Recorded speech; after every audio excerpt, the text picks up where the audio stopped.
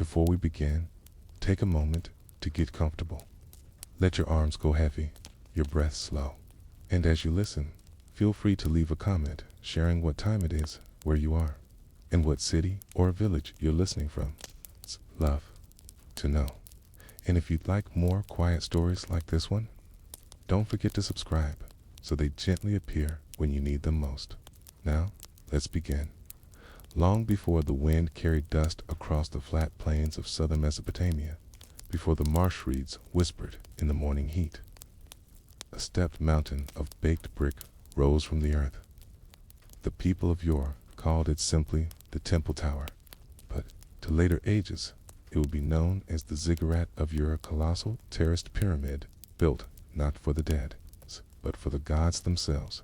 It was here, 4,000 years ago, that the high priests of Nana, the moon god, performed rites to keep the city's rhythms in harmony with the heavens. From the ziggurat's upper shrine, they charted the movement of stars and moon, issued proclamations for planting and harvest, and advised kings whose authority, they claimed, was rooted in divine will. But there was another part of the ziggurat. Few ever saw a place below the visible foundations, hidden deep in the earth. The priests called it the Ar-Kur Sig, the sealed house of the deep. Unlike the temple above, which stood open to processions in the eyes of the city, the sealed chamber was accessible only to the most senior of the priesthood. It lay at the end of a descending passage cut into the packed soil, its doorway blocked by courses of mudbrick and bitumen.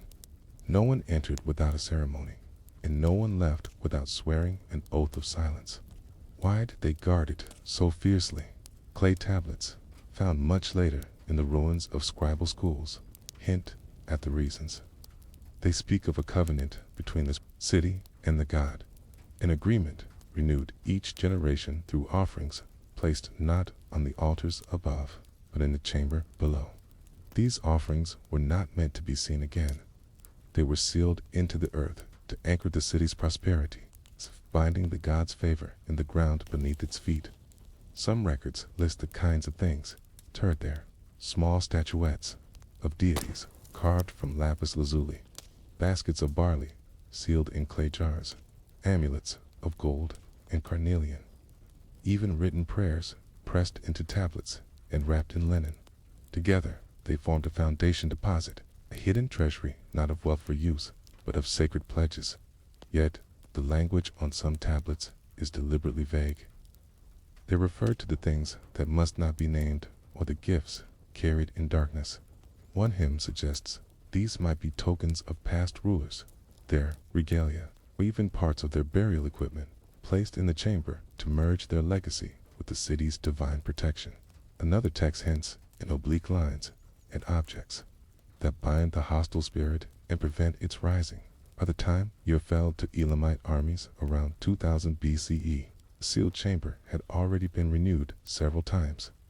Each reconstruction of the ziggurat began with a ritual reopening of the chamber, not to retrieve what was there, but to lay new offerings on top, then close it again. Over centuries, layer upon layer built up, forming a stratified archive of devotion, fear, and political ambition. The priests themselves may not have known all that lay below. As dynasties changed, older items sank deeper into memory, their presence preserved only in the structure's bones. What remained constant was the rule: nothing once sealed should be removed. The covenant depended on it. When modern excavators came to Ur in the 1920s, led by Sir Leonard Woolley, they approached the ziggurat from the top down, clearing the wind-blown sand from its stepped terraces. The great tower had suffered centuries of erosion, but enough remained to suggest its original grandeur. Then, probing the lower levels, Lee's team found traces of blocked passages, lines of brickwork that made no sense as simple supports. Beneath one such line in the packed earth, the picks struck something hard. They had found the entrance to the sealed chamber. What they uncovered inside would not match the popular image of treasure chests or jeweled relics. Instead, they found rows of small clay figurines, offerings of food now reduced to dust. Stone tools, placed as if for a worker's journey, and a series of tablets so deliberately obscured by hardened pumen that their inscriptions could only be read after careful cleaning. The texts spoke in the voice of kings and priests, binding themselves to the service of Nana and asking for the god's protection over the city's walls. Yet there were also anomalies, objects with no obvious ritual function. A finely carved model boat made from an imported wood, not native to Mesopotamia. A set of copper blades still wrapped in textile. And most puzzling of all, a hollow clay cylinder sealed with a plug of lead.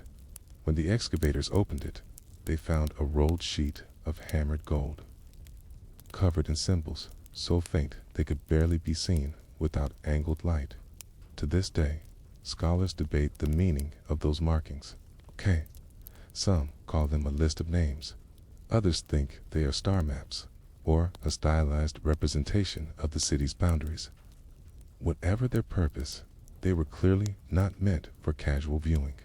The sheet was reburied after study. It's kept in controlled storage away from the public eye, a modern echo of the priest's secrecy. The sealed chamber, at your reminds us of something often overlooked in discussions of ancient monuments, that what stands above ground is only half the story. The other half lies below, in spaces designed not for the living to visit, but for the unseen to inhabit. In the minds of the people of your covenant with their God was not complete until something of value, an oath, an object, a symbol, was hidden in darkness, where only the earth and the divine could touch it. What else might lie beneath the ziggurat, still sealed, still holding the city's oldest promises? The British Museum archives describe the moment Leonard Woolley decided to clear the last of the blocked doorway to the sealed chamber. The air was heavy, even underground, a mix of ancient bitumen and the dry scent of packed soil. The brickwork was dense, each mud brick fitted with deliberate care, the gaps sealed with a thick layer of pitch. Woolley later wrote that the placement of the bricks had a ritual exactness, as though the builders labored with the precision of scribes copying a sacred text. When the final brick was removed, the team expected darkness, perhaps a void. Instead, their lanterns revealed a cramped space, only wide enough for 3 men to work side by side, lined with clay plaster. The floor was uneven, layered with patches of hardened mud and fragments of past deposits. Woolley was meticulous.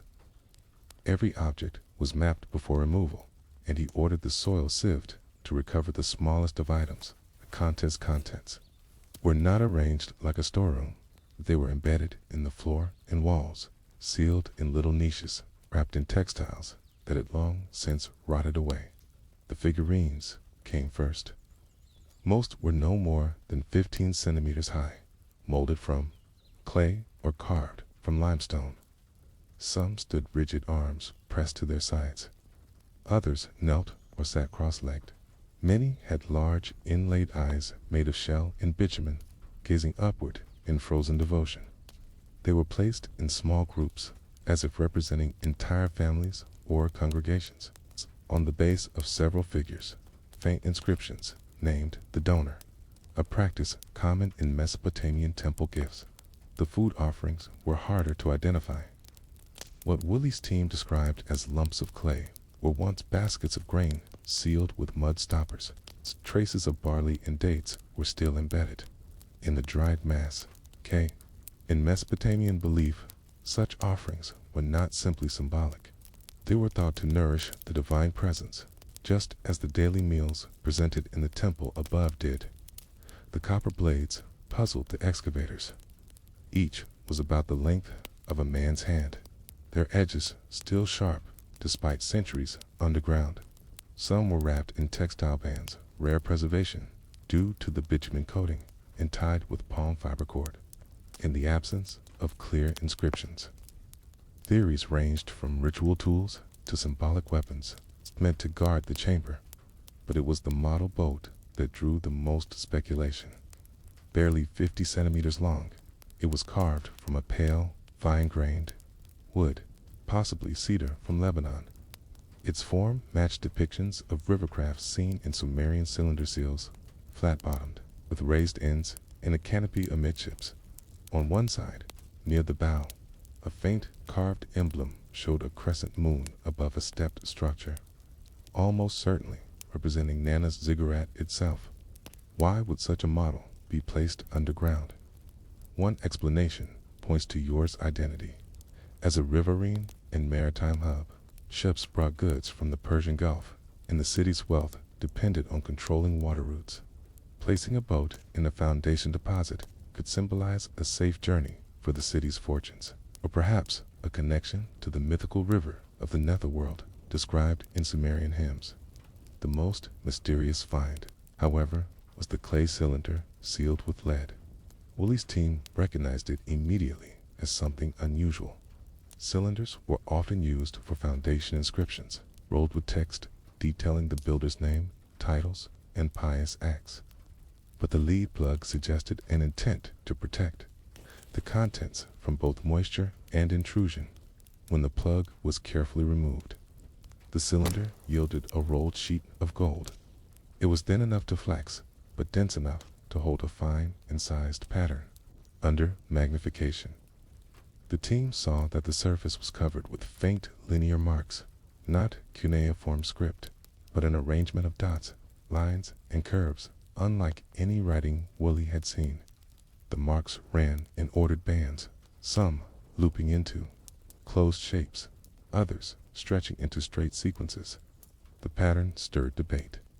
One camp argued there were schematic maps of celestial bodies, a priestly star chart marking significant conjunctions or lunar cycles. Another thought they represented the city's territorial limits, a map abstracted into symbolic form. A minority, noting the absence of recognizable symbols, suggested they were purely decorative, their meaning lost to time. Woolley himself refrained from firm conclusions. In his published notes, he wrote, "The golden sheet may be a covenantal document whose script is no longer intelligible. If so, its secrecy was part of its purpose, for what is known to none but the God remains inviolate." Beyond the finds themselves, the very construction of the sealed chamber revealed much about the mindset of Yor's priesthood. The chamber was not a single-use feature. Its evidence of older walls, buried beneath the latest brickwork, showed that each major rebuilding of the ziggurat involved reopening the space, adding new offerings, and sealing it again. The layers formed a kind of ritual palimpsest, newer devotions resting on the compressed remains of older ones. It was a practice mirrored across Mesopotamia. Foundation deposits were found in the temples of Nippur, Lagash, and Eridu, but Yor's chamber was unusually elaborate. Some scholars think this reflected the city's political ambitions during its peak under Urnamo and Shogi, kings who sought to present themselves as divinely chosen rulers of all Sumer. By creating a foundation chamber filled with rare and exotic items, the priests and kings reinforced their image as guardians of the god's earthly home. The secrecy surrounding such deposits served a dual purpose. Spiritually, it protected the covenant between city and deity from profanation. Politically, it centralized ritual authority in the hands of a select few, ensuring that only they knew the full scope of the temple's sacred treasury. Modern conservation efforts have kept most of Yor's sealed chamber artifacts in museum collections, away from public display. This decision has fueled speculations, some reasonable, some fantastical, about what else might have been found. Conspiracy theories aside, the truth is that many objects were too fragile to survive handling or display. The gold sheet, for example, can only be viewed under controlled conditions to prevent corrosion and damage to its faint incisions. Still, a question lingers. If such elaborate care was taken to hide and protect these offerings, what was their ultimate purpose? Were they meant to act as a spiritual anchor, binding the god to the city? Or were they an insurance policy, a kind of cosmic collateral in case of crisis? Texts from elsewhere in Mesopotamia offer hints. or to one hymn to the god Enlil describes a hidden chamber beneath his temple and Nippur, where the foundations abound with lapis and gold, and the 7 seals are set by the hand of the king. Another inscription warns that he who breaks the seal shall be without name in the land of the living, suggesting a curse on anyone who disturbed the deposit for the people of Ur. Then, the sealed chamber was more than a storage place. It was a sacred threshold. To open, it was to risk unbinding the pact that held the city in the god's favor. That is why each rebuilding was accompanied by lavish rituals, prayers, and the careful laying of new bricks to ensure that the act of reopening did not anger the divine. The rediscovery of the chamber in the 20th century was, in a sense, the first breach of that pact in over 3 millennia. Whether or not one believes in ancient curses, there is a strange poetry in the fact that Ur, the pride of Sumer, has never again been a living city.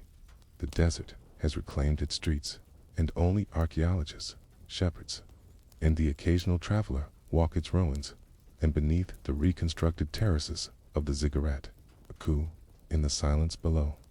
Parts of the sealed chamber still lie untouched, their contents known only to the earth that holds them. When Woolley's team packed the last crates of artifacts for shipment, the sealed portions of the foundation chamber were left undisturbed. Not for lack of interest, but for lack of certainty. The surviving records hint at internal debates between the excavators, museum curators, and even representatives of the Iraqi Department of Antiquities. The discussion revolved around one question: should all the sealed niches be opened, or should some be left exactly as the ancient priests intended? This was not a new dilemma in archaeology. In Egypt, unopened tombs had been found and left intact to preserve their context for future techniques. But in Mesopotamia, where the climate and soil conditions often damaged organic material beyond recognition, there was always pressure to excavate while something might still be recoverable. Yet, in the case of Ur's Ziggurat, the decision tilted toward restraint, partly out of respect, partly out of unease. For the priests who had built and rebuilt the Ziggurat, the sealed chamber beneath it was not a mere time capsule. It was the very heart of the temple, a place where human and divine intentions were fused into a physical covenant. Every brick and offering was meant to remain in place for as long as the god's presence rested in Ur. Opening it in full might not only break the ancient pact, but also destroy the ability of future scholars to read its meaning and context. The word context is key here. Archaeologists know that an object removed from its original position loses a layer of meaning. A copper blade found in isolation tells you little. A copper blade found at the foot of a figurine, wrapped in a linen cord, and placed beneath a basket of grain, hints at a carefully choreographed ritual. In Ur's foundation chamber, it was not the items themselves, but the choreography of their arrangement that carried the truest message. Theories about the chamber's purpose fall broadly into 3 categories, all overlapping and none mutually exclusive. First, it may have been a binding place, a literal anchor point for the divine presence of Nana. Te, the moon god of your Mesopotamian religion, often treated the gods as both transcendent and physically manifest. The statue of a god in the temple was not a mere symbol. It was a living embodiment to be clothed, fed, and honored. By placing gifts, symbols, and sacred texts in the foundation, the priests may have believed they were rooting the god's presence to the city, ensuring he could not be lured away by rival temples. Second, the chamber might have served as a cosmic map, a microcosm of the world as the Sumerians understood it. The boat, the grain, the figurines, the weapons, each represented a different sphere of existence: water, agriculture, human society, and protection. Placing these together beneath the temple could have been a way of offering the whole of life back to the divine. A renewal of creation on a small scale, repeated with every rebuilding. Third, it might have been a treasury of oaths, a place to store the pledges made by kings, priests, and perhaps even foreign dignitaries to uphold your temple in the worship of Nana. In this reading, the gold sheet with its strange markings could have been one of many such records, its cryptic symbols ensuring that only the god and the initiated priesthood knew the exact terms of the promise. Yet there is a shadow side to these theories. Some ancient Mesopotamian texts, rare but striking, warn against disturbing the foundations of the god. The curses they threaten are not merely poetic. They promise erasure, the destruction of one's name, the scattering of descendants, the undoing of memory itself. In a culture where to be forgotten was the deepest form of death. This was no empty threat. It is tempting to dismiss such language as the intimidation tactics of a priestly elite. But to the people of yore, whose lives were measured out in the rhythms of temple festivals, lunar cycles, and seasonal offerings, such curses were part of the fabric of reality. The priests were not merely religious functionaries, they were the keepers of cosmic order.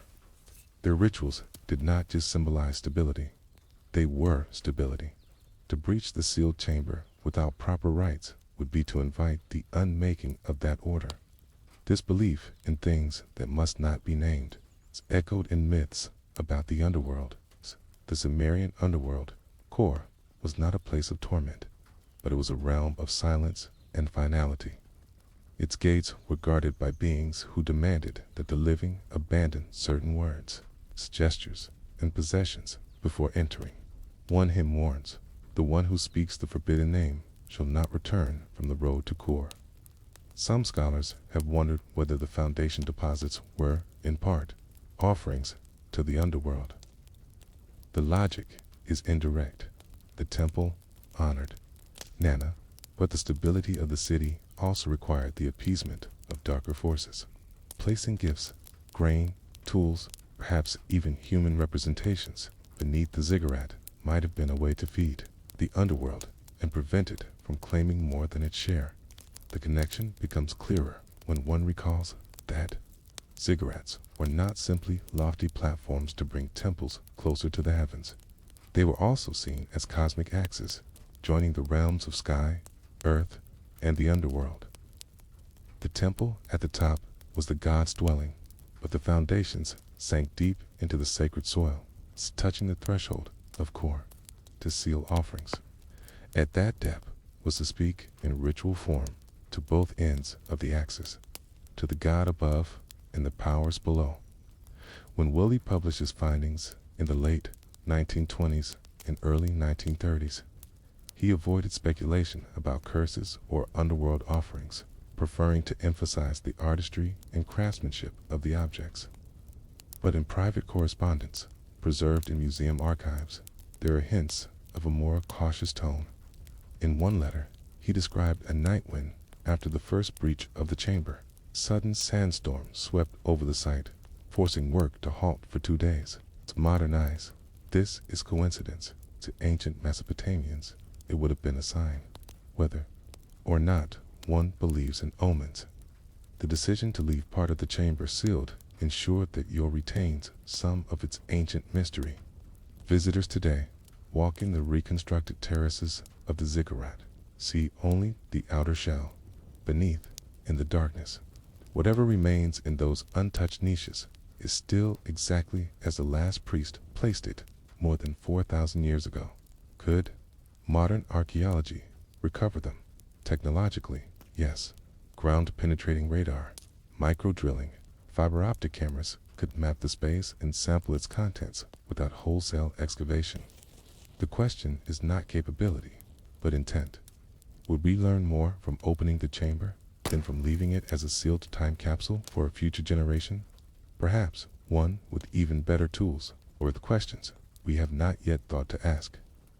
And there is another consideration, the role of belief, even in a secular age. Archaeology is a science, but it is also a human endeavor, shaped by respect for the people whose traces we study. The priests of yore may be long gone, but the chamber they sealed was not meant to be disturbed casually. In that sense, Leaving it closed is as much about honoring their intent as it is about preserving the artifacts. Still, the human mind is restless. We want to know. The mere fact that something lies hidden creates a vacuum that speculation rushes to fill. Caps the remaining niches hold more gold sheets inscribed with maps of the sky. Perhaps they are exotic imports, lapis from Afghanistan, ivory from the Indus, meant to show that yours reach extended across the known world. Or perhaps, most tantalizingly, there are objects we cannot yet categorize, tools for rituals no longer remembered, symbols whose meanings were already obscure when the chamber was last sealed. The truth, if ever revealed, may be far simpler and far more profound. Even a plain clay vessel, placed with care, tells us something about the values and priorities of the people who buried it. In archaeology, the humblest objects often speak the loudest because they reveal the everyday alongside the extraordinary. For now, the ziggurat stands in the desert, its sun-baked bricks glowing gold at dawn and red at sunset. The modern city of Nasiriyah hums nearby, but up on the terraces, the wind carries only the sound of shifting sand. Somewhere below, in darkness, undisturbed for 40 centuries, the last sealed offerings of your lie, waiting, whether for the hand bold enough to open them or for the sands of time to keep them forever. If the sealed chambers beneath the ziggurat at your invite speculation, it is because they belong to a tradition that extended across the whole of Mesopotamia, a practice so deeply woven into the religious and political fabric of the region that it persisted for over 2 millennia. The foundation deposit was not unique to Ur, nor even to Sumer.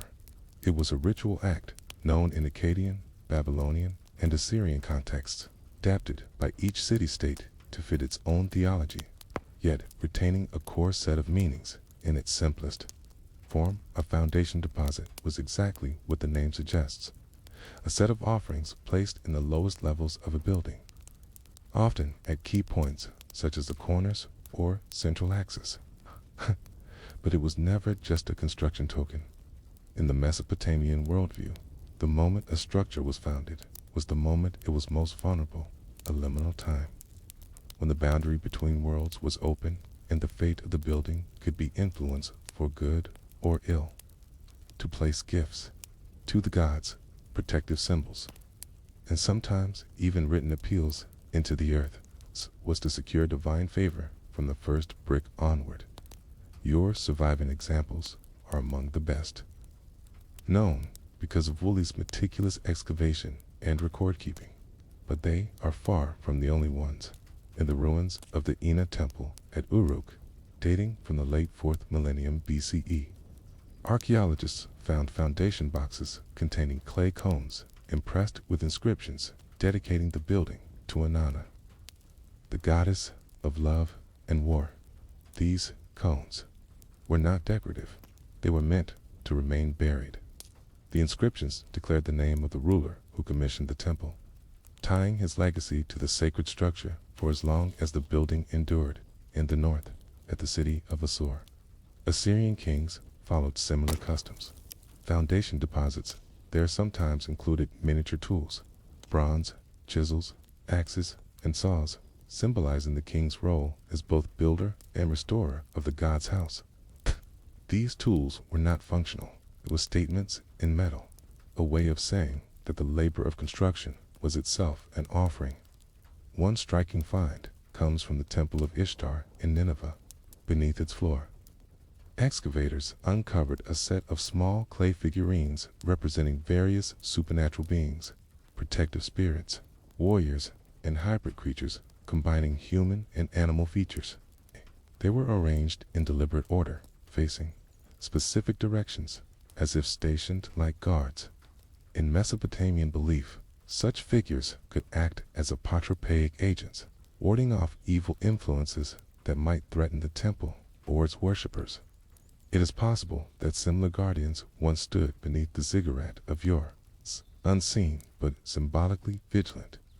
Then there is the case of the Isagilla, the the great temple of Marduk in Babylon, Nabopolassar, the father of Nebuchadnezzar II, is recorded as having replaced earlier foundation deposits with his own, not out of disrespect, to renew the covenant between city and deity.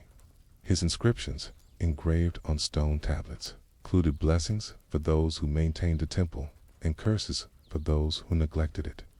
The curses were formulaic, yet potent. May the offender's seed vanish. May his name be forgotten. May the gods turn their faces away.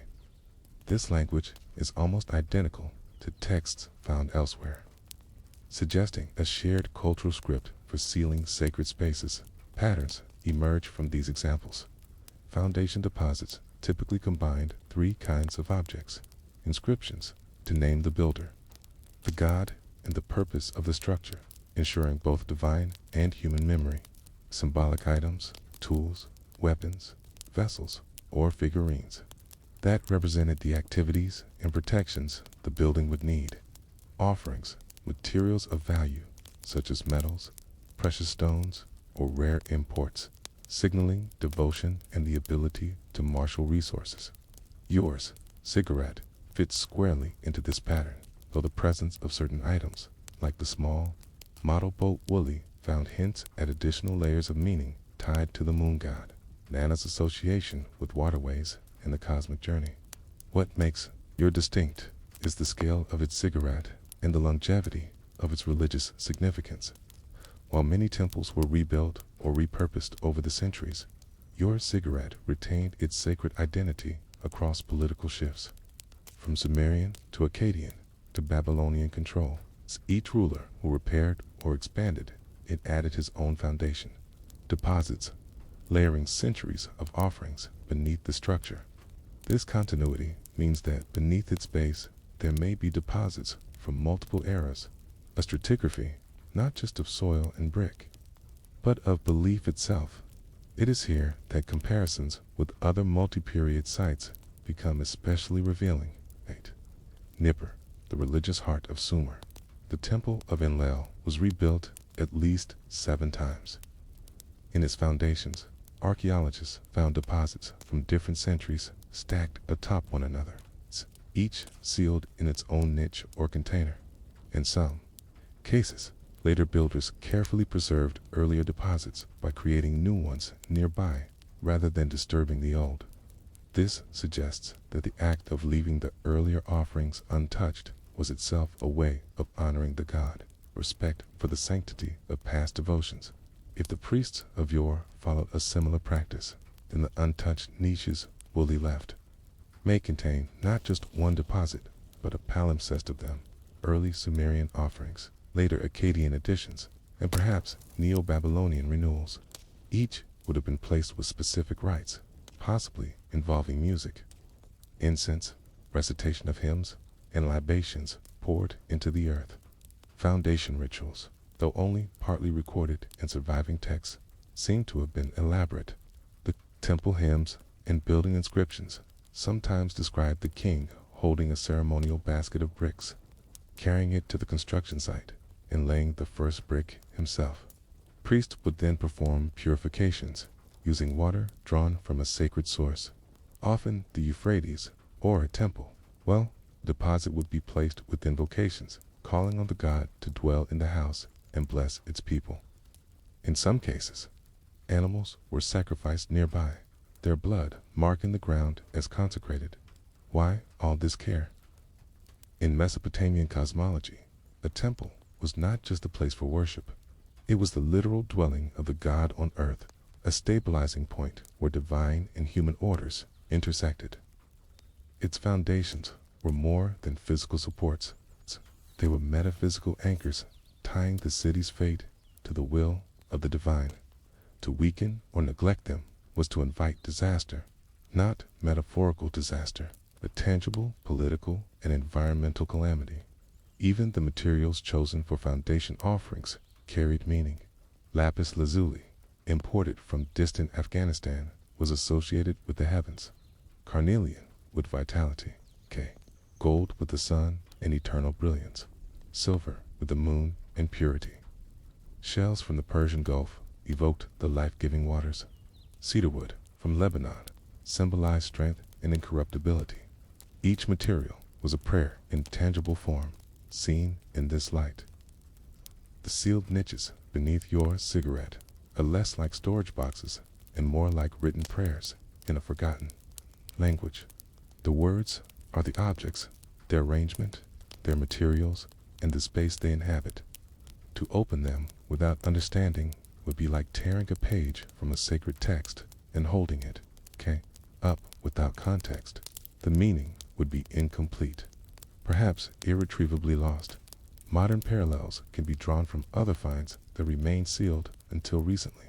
At the site of Tel Asmer, in the Djilal region, a foundation deposit opened in the 20th century revealed a set of statuettes with exaggerated eyes, the famous Tel Asmer hoard. These figures, buried in a temple floor, had survived intact for nearly 5,000 years. Their discovery reshaped our understanding of early dynastic art and religious practice. Yet it also underscored how rare such undisturbed finds are, and how much is lost when earlier digs removed objects without recording their full context. The priests of yore, like their counterparts elsewhere, would have understood that their work was for an audience far beyond their own lifetimes. Foundation deposits were acts of faith and continuity, that the god would remain, that the city would endure, and that future generations might one day uncover the offerings and know that their ancestors had honored the divine. What remains remarkable is that, in the case of yore, some of those offerings still wait in darkness. The decision to leave them sealed mirrors, in a way, the priest's original intent to set something aside, untouched, for a future moment when it might be needed, or when it might be understood. The sun would have been barely above the horizon when the preparations began. In Mesopotamia, major ritual acts often took place in the early morning, when the day was fresh, the air cooler, and the omens thought to be most favorable. The ziggurat itself, still under construction or undergoing restoration, would stand in partial completion, its massive stepped bulk rising from the flat plain, the scent of newly baked mudbrick still lingering in the air. At the base, in the space cleared and purified, the opening for the foundation deposit chamber would already have been dug. This might have been a rectangular pit lined with baked brick or dressed stone, carefully measured to align with the ziggurat's central axis or cardinal direction. The chamber's position was never random. It was chosen according to the temple's ritual geometry, which in turn reflected a cosmic order. The priests would arrive first, their linen garments freshly laundered and their heads shaved, a sign of ritual purity. Some may have carried small bronze censers from which spirals of incense smoke curled upward. The scent, perhaps frankincense from the southern Arabian coast, or cedar resin from the Levant, would drift slowly over the site, mingling with pumice, the sharper temps of the river breeze. Then would come the offerings themselves, brought in procession. The items might be wrapped in fine textiles or placed in red baskets lined with bitumen to protect them from damp. An inscribed tablet could be carried at the head of the procession, its fresh cuneiform lines still smelling faintly of the damp clay from which it had been molded. The text might name the ruler, the god Nana, in the purpose of the deposit, perhaps a prayer for the city's continued prosperity, for victories over enemies, or for the stability of the ruler's dynasty. Behind it, other items would follow. A miniature boat, a symbol of Nana's celestial voyage, and the river that sustained yore's fields. Small metal tools, chisels, adzes, or hoes, each representing the labor of building and the readiness to maintain the god's house. Figurines of protective spirits, crafted in clay or cast in bronze, their wide eyes alert, their stance frozen in eternal vigilance.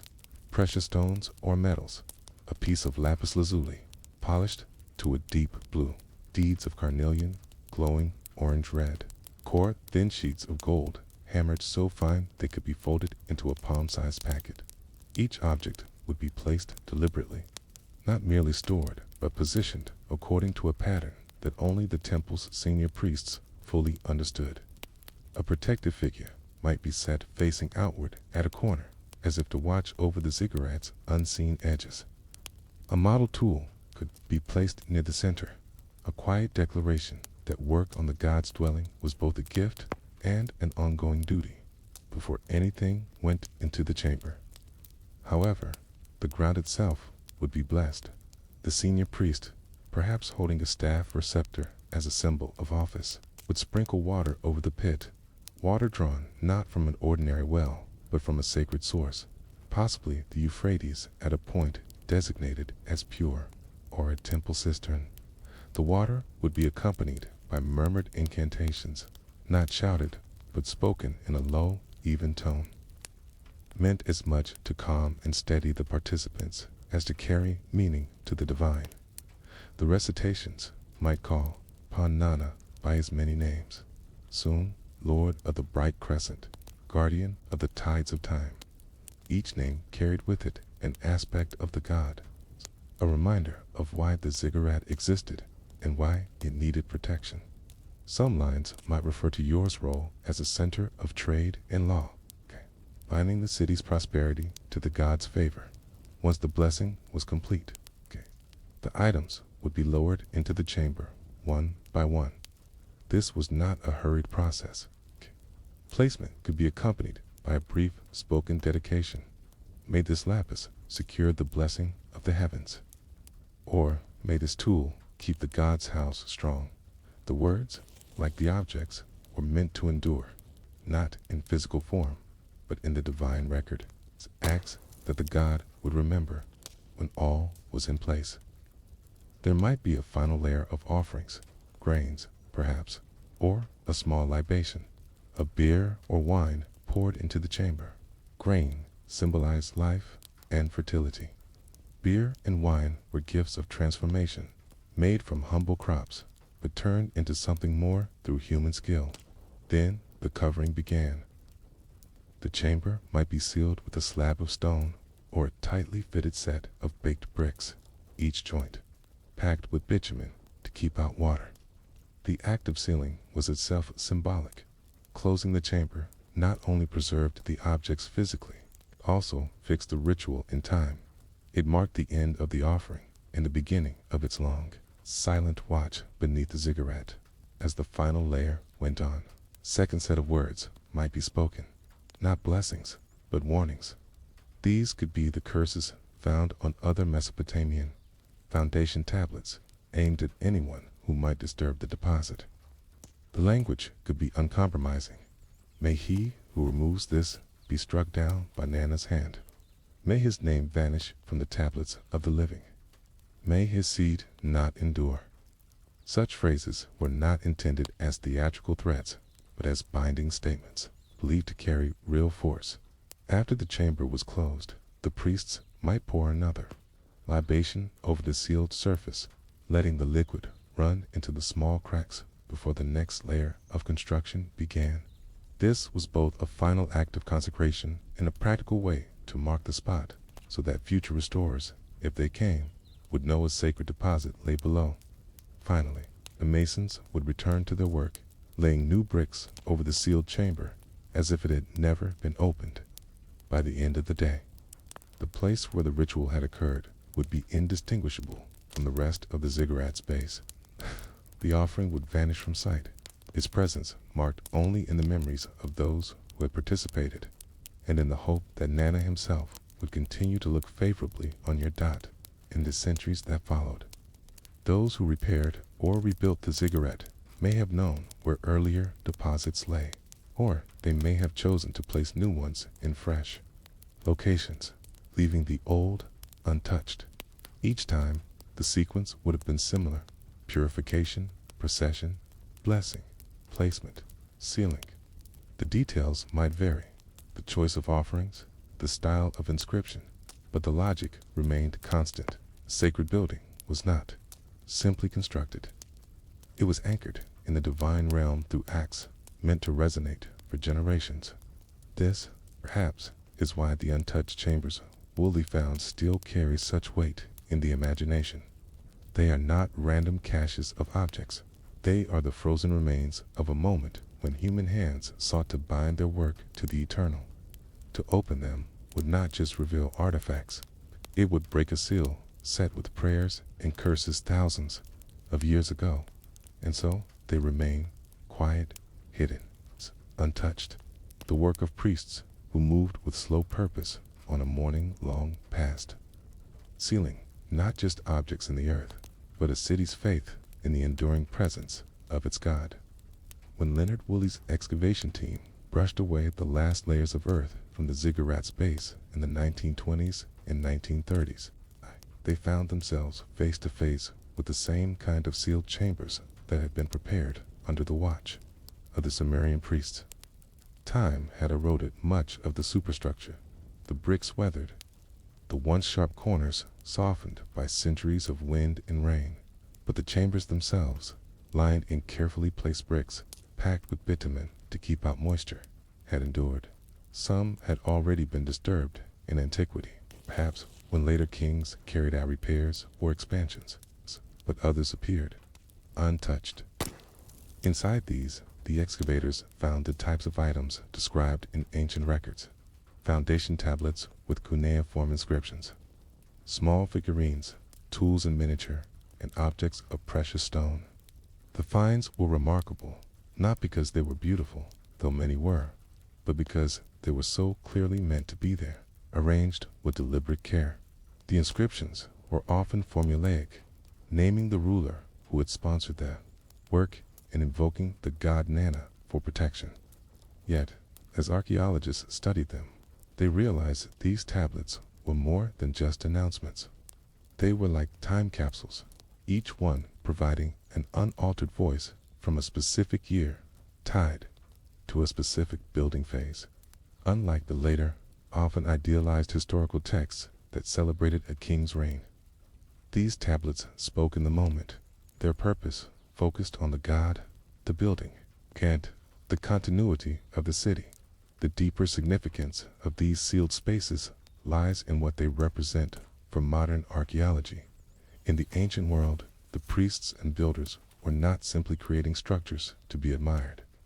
They were encoding ideas, religious, political, and cosmological, into the very foundations.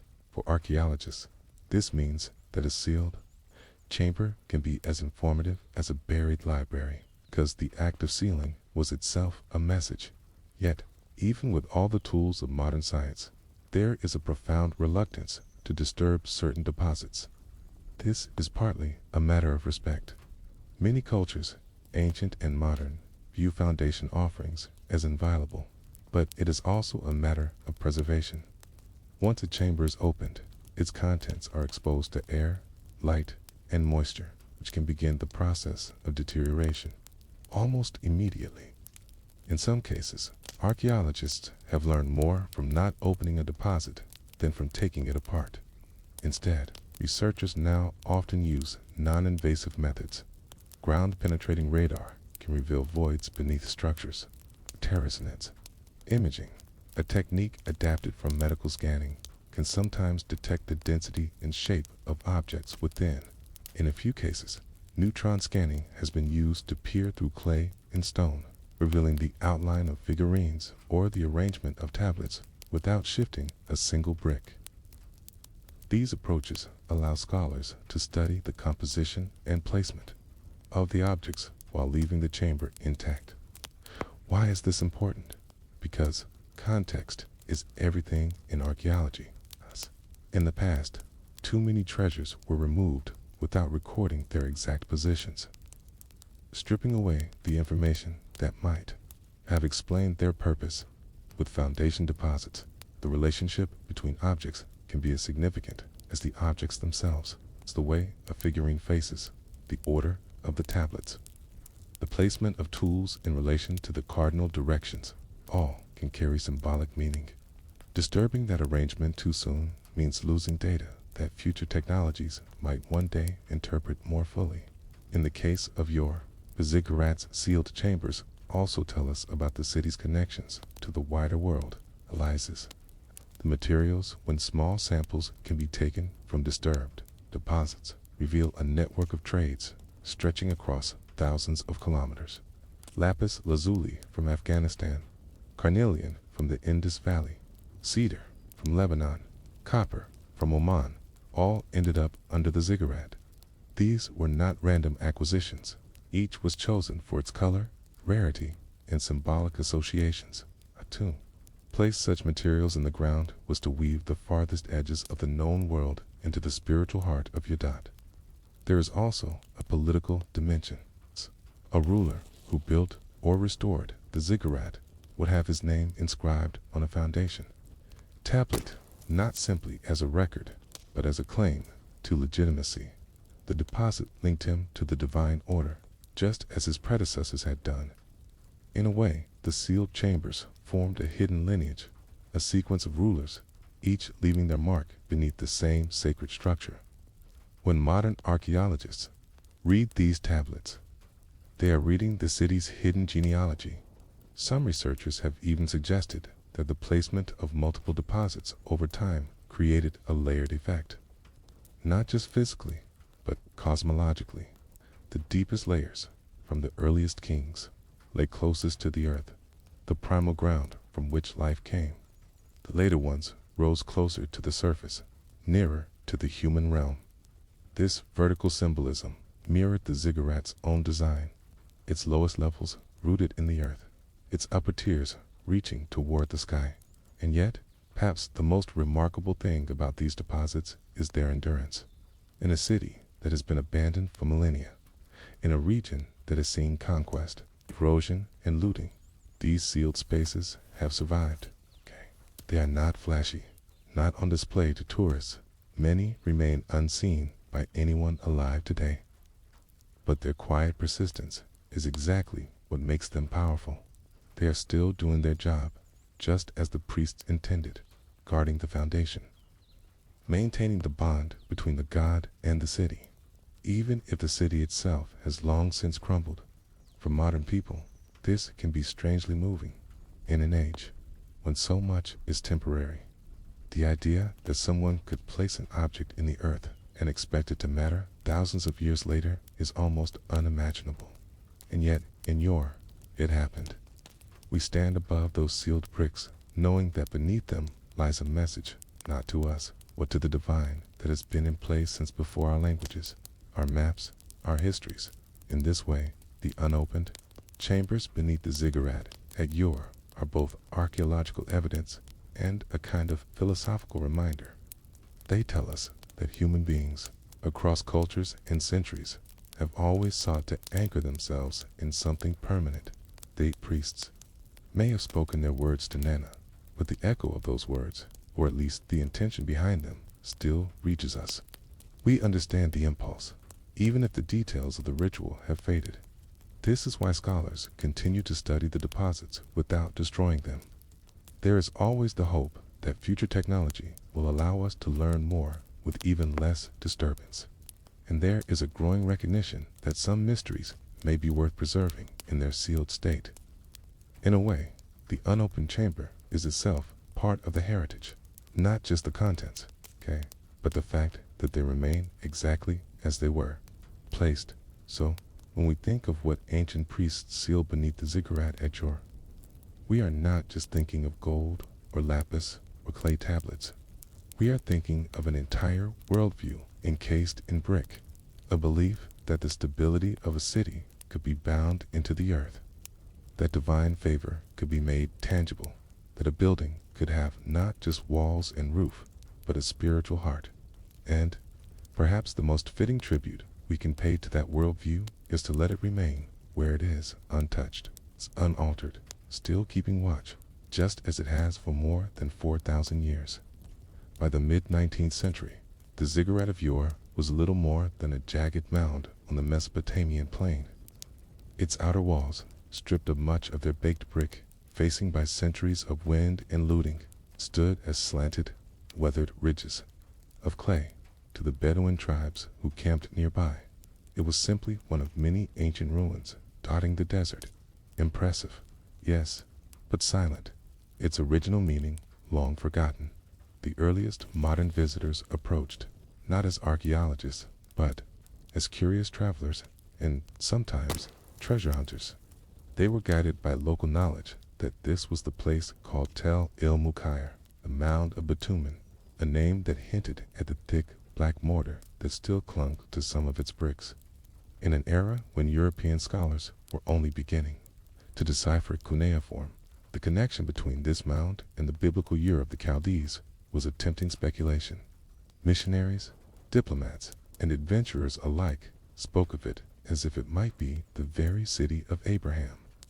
But what struck these early observers most was the ziggurat's base. Even in its ruined state, the lower courses of brickwork showed a precision that contrasted sharply with the collapsed upper tiers. Here, in the foundation, the bricks were set in meticulous lines, their joints packed tight with bitumen, their surfaces still bearing the finger marks of ancient masons. Some visitors, areas where the walls seemed to conceal bricked-up doorways or alcoves, long sealed. It was from these observations that the first modern whispers began. What lies behind those walls? In the early days, speculation was colored by romantic ideas of treasure. Travelers imagined hidden vaults filled with gold, jewels, or the lost archives of a vanished civilization. But there were also more sober voices, scholars who pointed to the ancient Near Eastern practice of placing foundation deposits beneath important buildings. At that time, these were known mainly from textual sources and from a few discoveries in Assyrian and Babylonian ruins farther north. To find them in Ur would not be surprising, but it would be significant. It would take decades before these speculations could be tested. In the meantime, the ziggurat continued to draw occasional visitors, each leaving their mark in notes, sketches, or, sometimes, in the removal of a few bricks for souvenirs. The mound was not yet protected, and the idea of systematic excavation was still foreign to most who came. This began to change toward the close of the century, as the Ottoman Empire, under whose rule the site fell, began to regulate the removal of antiquities. European museums, eager to expand their Mesopotamian collections, sponsored expeditions that operated under official permits and with the understanding that finds would be shared with the Ottoman authorities. It was in this climate that the first formal probes into the mound were made. These early excavations were modest and often crude by modern standards. Workers dug trenches along the sides of the ziggurat, clearing away collapsed debris to expose the underlying structure. They documented inscriptions on bricks, some of which bore the name of Ur-Nammu, the king credited with the ziggurat's original construction around 2100 BCE, but they did not yet penetrate the deeper, sealed areas. The goal, at least officially, was to study and record, though the desire to find tortable artifacts was never far from the surface. The real turning point came in the early 20th century, when archaeological technique began to shift toward more careful stratigraphic excavation. At the time Leonard Woolley arrived at Ur in 1922, sponsored jointly by the British Museum and the University of Pennsylvania Museum, the discipline had matured. Woolley was not the first to suspect that something lay sealed beneath the ziggurat, but he was among the first equipped, both in training and in resources, to explore it with scientific rigor. From the start, Woolley approached the ziggurat not as an isolated monument, but as part of a larger urban and ceremonial landscape. He and his team mapped the temple precinct, traced ancient processional ways, and recorded the layout of surrounding buildings. In doing so, they could place the ziggurat in its full religious and political context. This was crucial because it shaped their interpretation of whatever might be found sealed beneath when the excavations reached the base levels. Woolley's observations echoed those of earlier visitors. There were indeed blocked openings and bricked-up recesses in the lower structure. The workmanship here was of the highest order, suggesting that these spaces had been important and that sealing them had been an intentional act, not simply a later repair. Woolley knew from his study of other Mesopotamian sites that foundation. Deposits often included symbolic items, model tools representing the act of construction, figurines of gods or protective spirits, and inscribed tablets recording the dedication.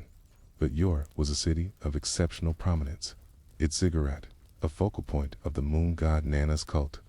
The priests here would not have treated the foundation lightly. What they placed beneath it would have been chosen with care, each item laden with meaning. Still, the question remained, were these sealed chambers purely ritual in purpose, or did they also serve as a kind of political archive? Woolley was open to both possibilities.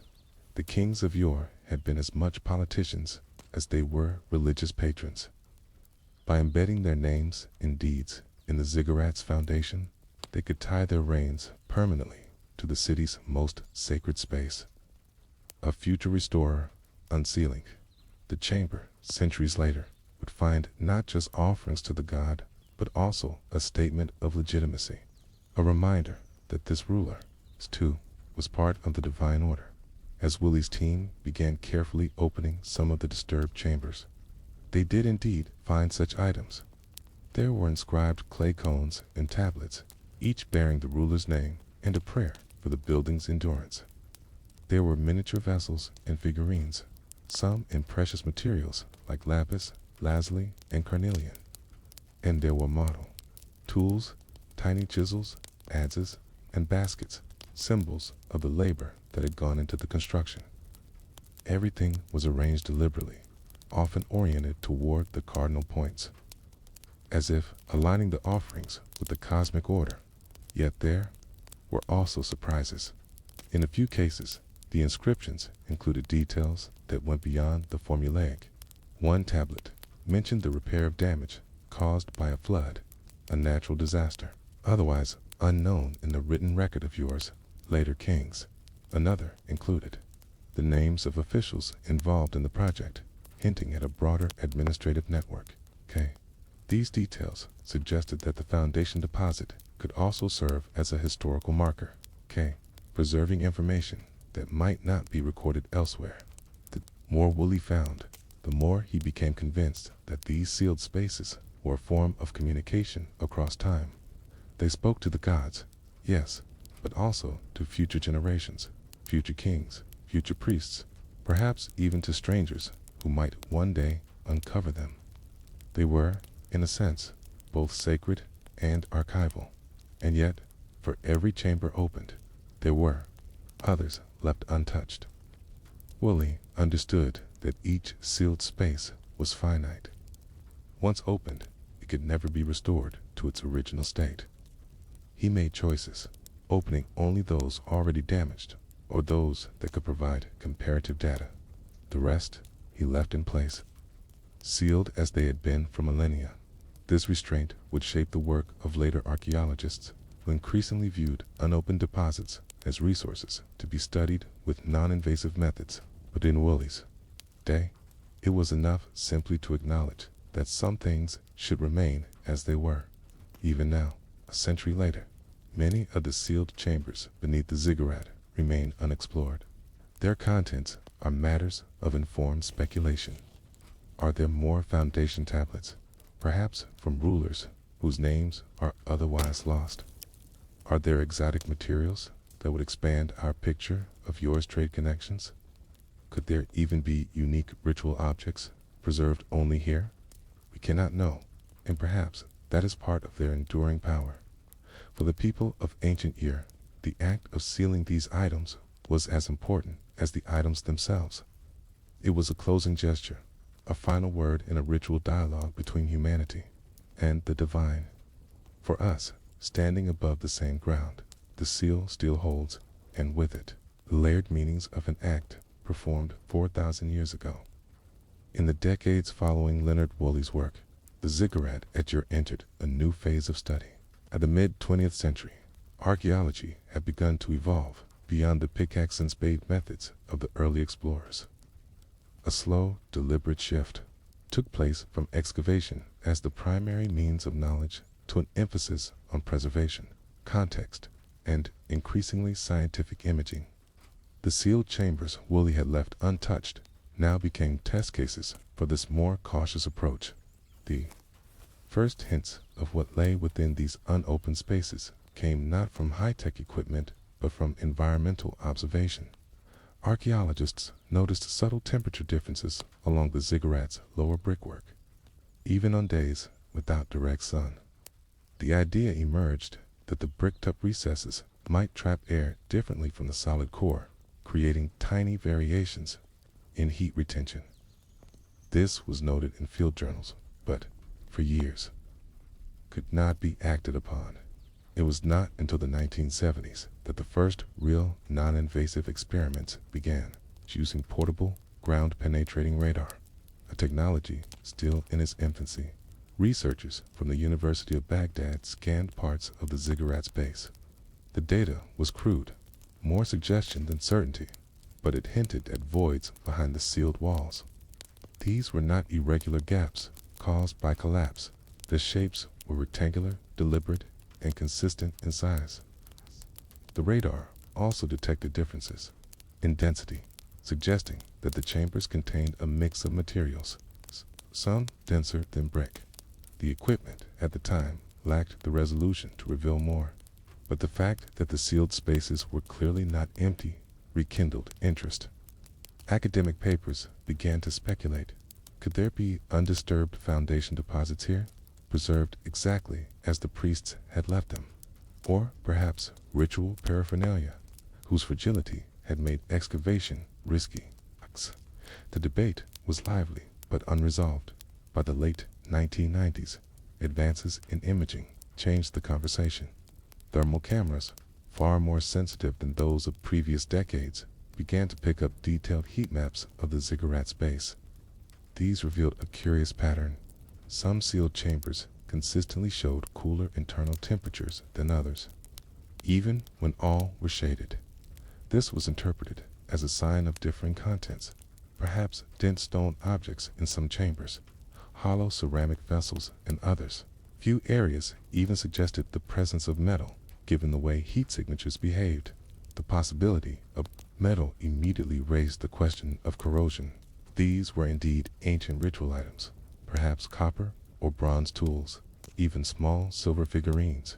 Their preservation would depend on the stability of the sealed environment. Disturbing, it might accelerate decay, a point that reinforced the argument for keeping the chambers closed until imaging could provide more certainty. The breakthrough came in the 2010s when researchers from Iraq's State Board of Antiquities partnered with the European Conservation Institutes to conduct a more ambitious survey. This time, they employed a combination of techniques: advanced ground-penetrating radar, microgravity sensors, and muon tomography, the same cosmic imaging method used to study voids inside Egypt's pyramids. Muon tomography works by detecting the way cosmic rays, which constantly bombard the Earth, pass through solid materials. Dense materials absorb more muons, while voids allow more to pass through. By placing detectors around the base of the ziggurat and collecting data, over many months, the team built a detailed 3D map of the internal structure. For the first time, the shapes of the sealed chambers could be visualized in 3 dimensions without breaking a single brick. What the scans revealed surprised even seasoned archaeologists. The foundation spaces were not randomly distributed. They formed a deliberate pattern, symmetrical, lined with the cardinal directions, and placed at regular intervals along the base. Most were modest in size, perhaps large enough to hold a few small objects or a shallow tray of offerings. But at least 2 were much larger, almost miniature rooms, accessible only through the sealed wall. These larger chambers became the focus of intense speculation. Their scale suggested that they might hold more than symbolic offerings. Perhaps they contained ritual furniture, a low altar, a carved stool, or even a chest. In Mesopotamian temple practice, such items could be consecrated to the deity and buried in the foundation to sanctify the structure for all time. Further analysis of the muon data suggested variations in internal density, supporting the idea of mixed contents. Some areas within the large chambers appeared to be filled with a material of medium density, consistent with wood, now desiccated, but intact in the dry conditions. Other areas showed higher density, perhaps indicating stone or metal. This was tantalizing because the survival of ancient wood in Mesopotamia is rare outside of exceptional contexts. Alongside the imaging, chemical analysis of the bricks surrounding the sealed chambers revealed faint traces of resins and bitumen compounds not found elsewhere in the ziggurat. These may have been part of a sealing ritual, not just mortar to close the chamber, but aromatic substances to consecrate it, and perhaps to preserve its contents. Laboratory tests identified traces of plant resins imported from as far away as the Levant, underscoring the lengths to which Yor's priests went to honor the moon god Nana. This combination of scientific detail and cultural context allowed scholars to reconstruct, at least an outline, what might have happened here 1,000 years ago. On a chosen day, perhaps at the completion of a construction phase or the anniversary of a royal dedication, the high priest and selected temple officials would descend to the ziggurat's base. In the shadow of the great terrace, they would place offerings into these foundation spaces, offerings chosen not for display, but for permanence, to remain unseen for as long as the building stood.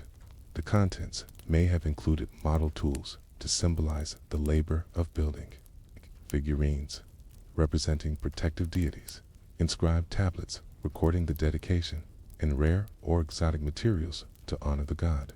The larger chambers, with their potential wooden furnishings, might have contained more elaborate installations, perhaps a miniature temple scene, complete with altar, to replicate in microcosm the divine dwelling above. Once placed, the items would be covered, the chambers sealed with bricks and mortar, and then ritually anointed with resins and bitumen. A prayer would be recited, not to those present, but to the god, and perhaps to those who would come long after, when the memory of the original builders had faded. The seal was both physical and symbolic. The god's will was fixed here, beneath the foundation, as unchanging as the baked bricks themselves. Modern scholars see in this practice a sophisticated understanding of memory. The priests of yore were not simply hiding objects. They were creating a layered message. To the god, it was an offering. To future generations, it was a record of piety and legitimacy. To enemies or rivals, it was untouchable, buried not for secrecy but for sanctity. The restraint of present-day archaeologists in leaving many of these chambers unopened mirrors. In a way, the original intent, the chambers were never meant for casual viewing. Their power lay precisely in their inaccessibility. To open them would be to alter the ritual equation, to shift an offering from the realm of the divine into that of the merely human dot. And so, even in the age of high-resolution scanning and chemical spectroscopy, much remains intentionally unknown. The data we have is enough to sketch the outlines, to hint at materials and arrangements, but not to rob the sealed spaces of their mystery. They remain as they were in the time of Yorinamu, silent, intact. Their contents known fully only to the god they were meant to serve. To understand why the priests of your sealed offerings beneath their ziggurat, we have to move beyond the physical reality of bricks, resins, and artifacts. We must place ourselves in the intertwined worlds of Mesopotamian politics and religion. Worlds that were, in truth, one and the same. In the early centuries of the 3rd millennium BCE, Sumerian city-states were locked in cycles of rivalry and alliance. Ur, Uruk, Lagash, Kish, and others competed not just for resources, but for divine favor. Each city's prosperity was understood as a direct reflection of its patron deities' power and the quality of service rendered to that god by the city's ruler and priesthood.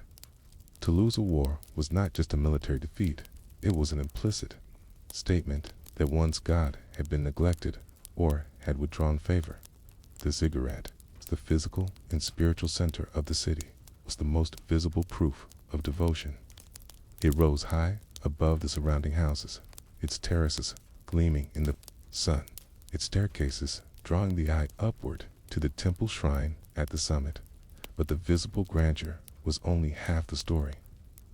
The true heart of the building, the unseen heart, lay in its foundations.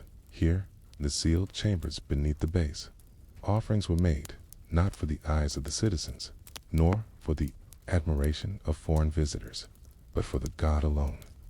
This distinction mattered.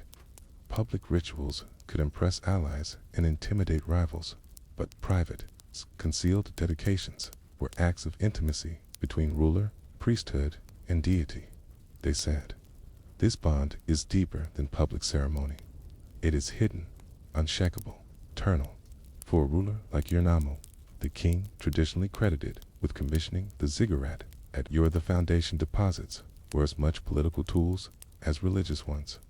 In a world where dynasties rose and fell quickly, leaving a sealed, enduring gift to the god was a way of anchoring one's legacy in the sacred fabric of the city, even if a rival took the throne. The foundation offerings could not be removed without committing sacrilege, and so the king's name and piety would remain tied to the city's divine protector. In this sense, the sealed chambers beneath the Ziggurat functioned like time capsules, political, spiritual, and symbolic. They carried forward the king's image as a legitimate, God-favored ruler long after his death. Inscriptions found in other Mesopotamian foundation deposits bear this out. Some include explicit warnings to future kings. Do not disturb these offerings. Renew them if they decay. Speak the name of the one who placed them here. Others offer blessings for those who respect the deposit, and curses for those who violate it. The priests who oversaw these dedications were not passive participants. They were the interpreters of divine will, the custodians of ritual knowledge, and the keepers of the temple's wealth. The act of sealing the chambers was conducted according to precise ceremonial rules. Every step, from the choice of materials to the recitation of prayers, from the anointing of bricks with resin to the final placement of mortar, carried meaning. The priest would fast and purify themselves beforehand. They would dress in special garments, perhaps of linen or finely woven wool. And they would approach the ziggurat's base barefoot as a sign of humility before the god. The offerings themselves were chosen with equal care. A model hoe or brick mold might represent the labor of construction. Small figurines of bulls or lions could symbolize strength and protection. Shells from the distant Persian Gulf might be included as a sign of the city's far-reaching trade. Lapis lazuli from Afghanistan, a stone of deep blue associated with the heavens, was among the most prized of all, a fragment of the celestial realm brought down to serve the earthly dwelling of the god. Tablets inscribed with the ruler's name and deeds were common. These were not simple records, but statements of eternal intent. A king might write of the victories he had won, the temples he had built, and the justice he had administered. By placing such a tablet in the foundation, he was, in effect, asking the god to witness his reign and to remember it forever. The sealing of the chamber marked the culmination of this ritual sequence. It was not a hurried process. Priests might chant hymns as each brick was laid, invoking the god's blessing upon the work. Once the chamber was sealed, the outer face of the bricks might be plastered and painted to blend seamlessly with the surrounding structure, erasing any visible sign of the entrance. The idea was that once closed, the space became part of the eternal body of the ziggurat, as inaccessible as the divine realm itself. But why such secrecy? Why hide offerings where no one could see them? Part of the answer lies in Mesopotamian ideas of sacred space. Not all sacred objects were meant for human eyes. Some were considered too holy to be exposed to the profane world. By placing them in the foundation, the priests ensured they would never be touched by impurity. The god would know they were there. That was enough. Another reason was durability. Public altars could be looted or destroyed in war. Offerings left in open courtyards could be stolen, weathered, or forgotten. But a sealed foundation chamber, buried beneath tons of brick, was safe from all but the most determined destruction. Even if the ziggurats were damaged in an attack, the base might survive intact, carrying its contents into the next rebuilding phase. This brings us to an important point. Ziggurats were not static monuments. Over the centuries, they were repaired, enlarged, and rebuilt multiple times. Each major renovation might involve adding new foundation deposits. Thus, beneath the ziggurat at Ur, there may be layers of sealed offerings, each one marking a chapter in the city's history, a silent archive written in objects instead of words. In this way, the foundation chambers were not just about the moment of construction.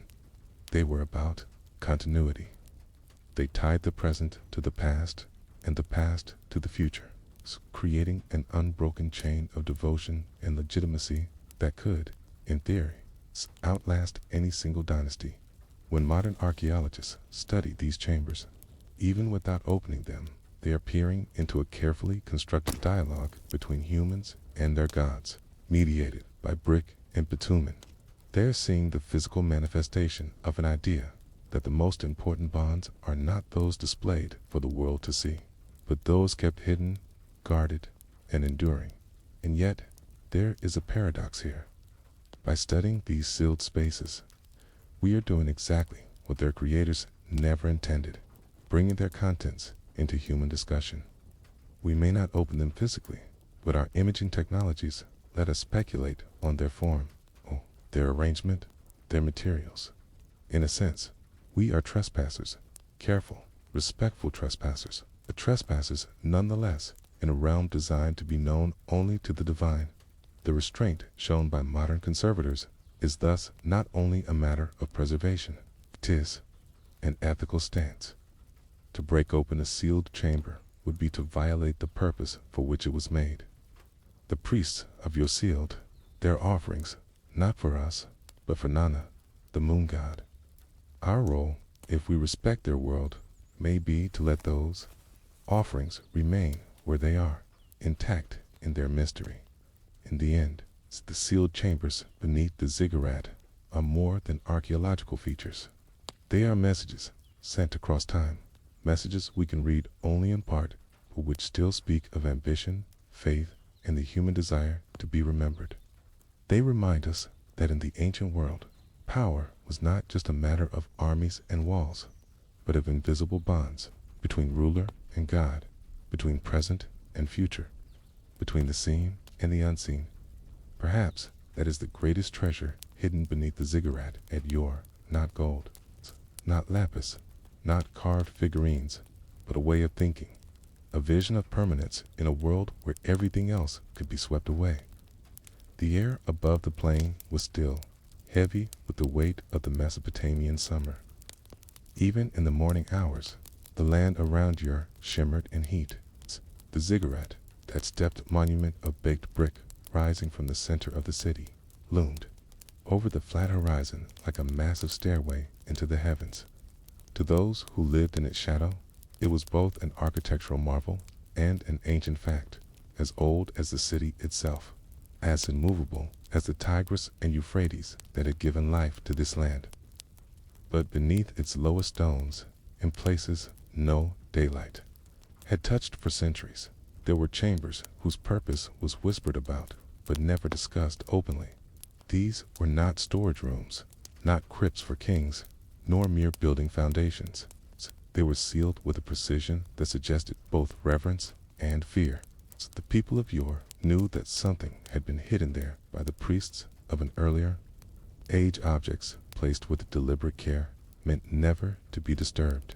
They called them the foundation deposits, but the term was misleading. These were not simply ceremonial offerings to mark the start of construction. They were also, according to fragments of old hymns and temple lists, the means by which the gods themselves were bound to the city.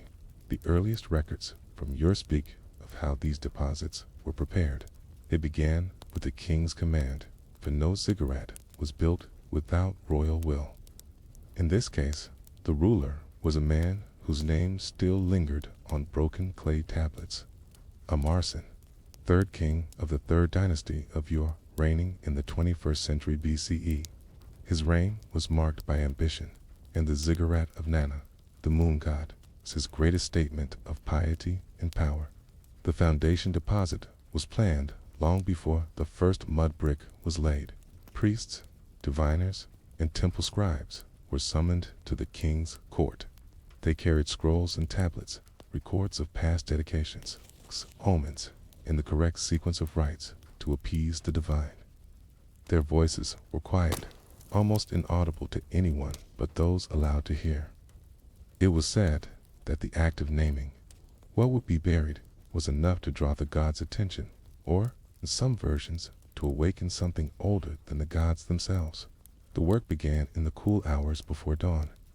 The chosen spot, marked in the shadow of where the ziggurat would rise, was cleansed with water brought from both the Tigris and the Euphrates. No single river's water could be used, for the union of both was symbolic of the joining of heaven and earth.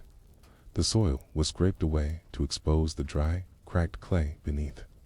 Priests knelt and whispered incantations into the ground, as if speaking directly to the spirit of the earth. The objects themselves were prepared over many months.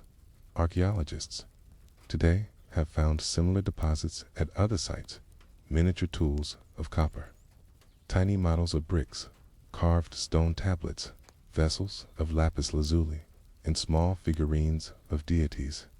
Each object carried meaning, the tools for the act of creation, the bricks for the permanence of the temple, the figurines for divine protection. Some deposits even included tablets inscribed with curses against those who might disturb them. But at Ur, under Amarsin, there was something else. An inscription found in a later reconstruction of the ziggurat refers to the hidden tablets of binding placed beneath the first layer of the sacred platform. These tablets, the inscription, claims were not meant for mortal eyes, but for those who come after the end of days. Their content is unknown. They may have been hymns, they may have been astronomical charts, they may have been prophecies. The secrecy was absolute. Only the high priest and the king were permitted to see them before they were sealed away. Sealing was itself a ritual. The priests placed the objects in a pit lined with fine clay, smooth until it shone like polished stone. Each item was positioned according to a strict pattern, mirroring the arrangement of the stars above Ur on the night of the deposit.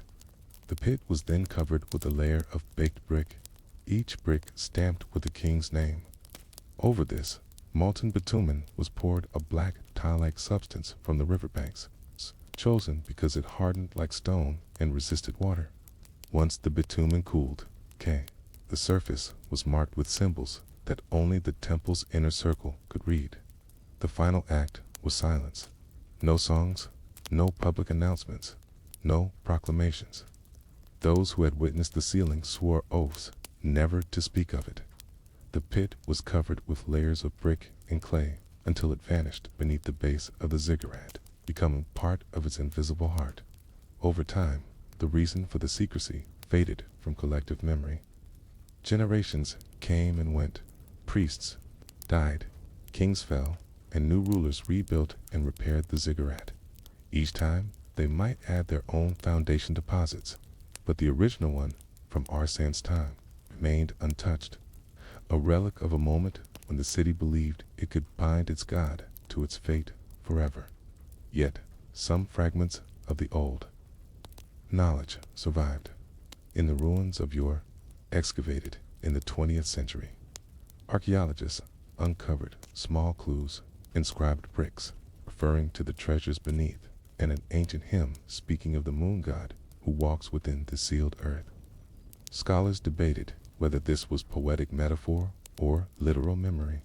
Even among historians, there is an acknowledgement that foundation deposits were more than symbolic.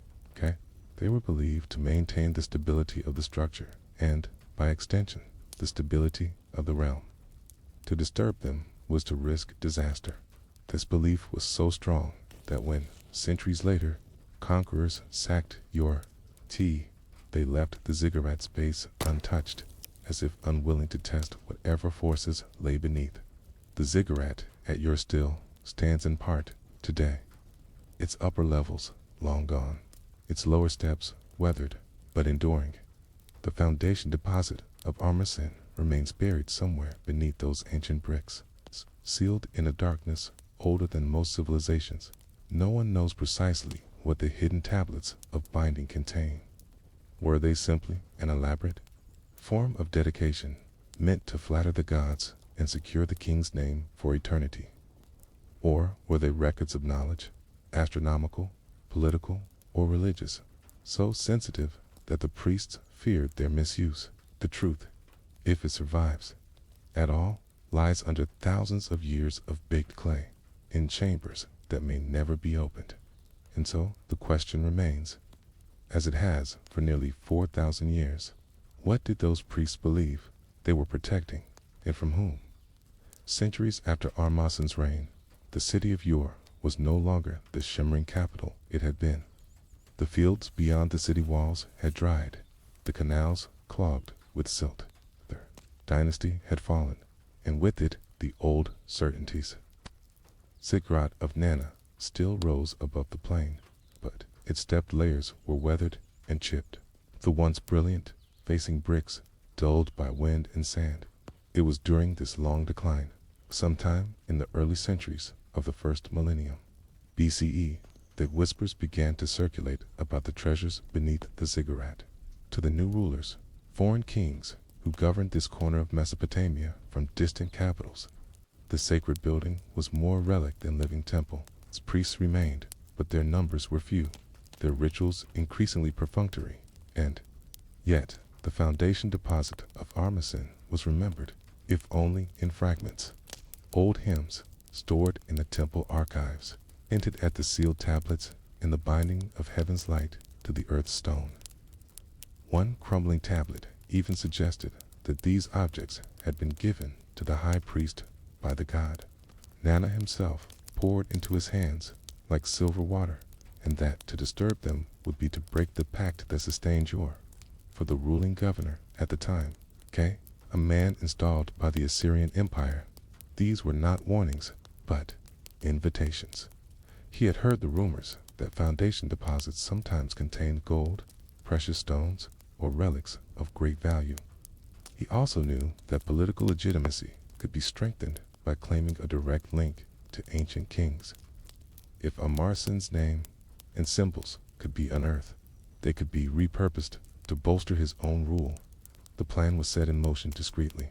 A team of workers, more accustomed to quarrying stone than performing temple repairs, was ordered to begin removing the lower layers of brick at the base of the ziggurat under the pretext of structural maintenance. The priests objected, but their authority was too diminished to halt the work. Some withdrew entirely from the temple, refusing to witness what they considered a violation of sacred law. The digging was slow. The ziggurat's foundations were not simple walls, but dense layers of sun-dried bricks, each layer bound together with bitumen. The smell of the bitumen, sharp and resinous even after centuries, clung to the workers' skin and clothes. They worked in the oppressive heat, chisels ringing against brick, the air thick with dust. After weeks of excavation, they reached a patch of clay unlike the rest, smoother, denser, and oddly pale, as if it had been purified. Beneath it lay a layer of bricks stamped with Amarsin's name, their edges still sharp. The workers pried one loose, and beneath it they found the hard, black surface of ancient bitumen. It was here that the first unease began to spread. The foreman, a man with no patience for superstition, ordered them to break through. But the tools, hardened bronze picks and stone hammers, left only shallow gouges in the bitumen. Worse, the heat of the day seemed to intensify the smell till it was almost unbearable, a thick, tarry odor that made the eyes sting. Some claimed to hear a low humming from beneath, though it might have been the vibration of their own tools. Word reached the governor that progress had stalled. He ordered more men, more force, but as the work continued, accidents began to happen. A section of scaffold collapsed without warning, injuring 2 laborers. Another man fell ill with fever and delirium, raving about silver water and the moon that bleeds. Even those who dismissed such tales began to work with growing reluctance. In the end, the excavation stopped abruptly. The official reason, recorded in the sparse administrative tablets that survived from that period, was instability in the foundation walls, a risk to the structure that could not be justified. But in the oral traditions that lingered among the people of yore, the story was different.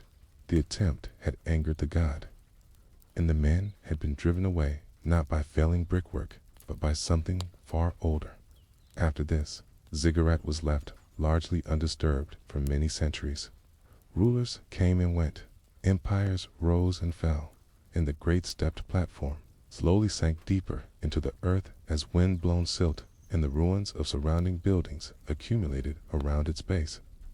The priests, who still tended its upper levels, performed only the most visible rites. What lay beneath was no longer spoken of, even in whispers.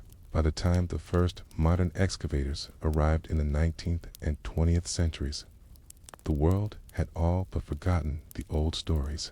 The archaeologists, British teams under the direction of Leonard Woolley, came seeking the physical history of yore, and they approached the Ziggurat not as a temple of living power, but as a monument to be measured, mapped, and carefully dismantled. Woolley's excavations between 1922 and 1934 uncovered much of the Ziggurat's original structure, including some foundation deposits from later kings who had rebuilt or repaired it.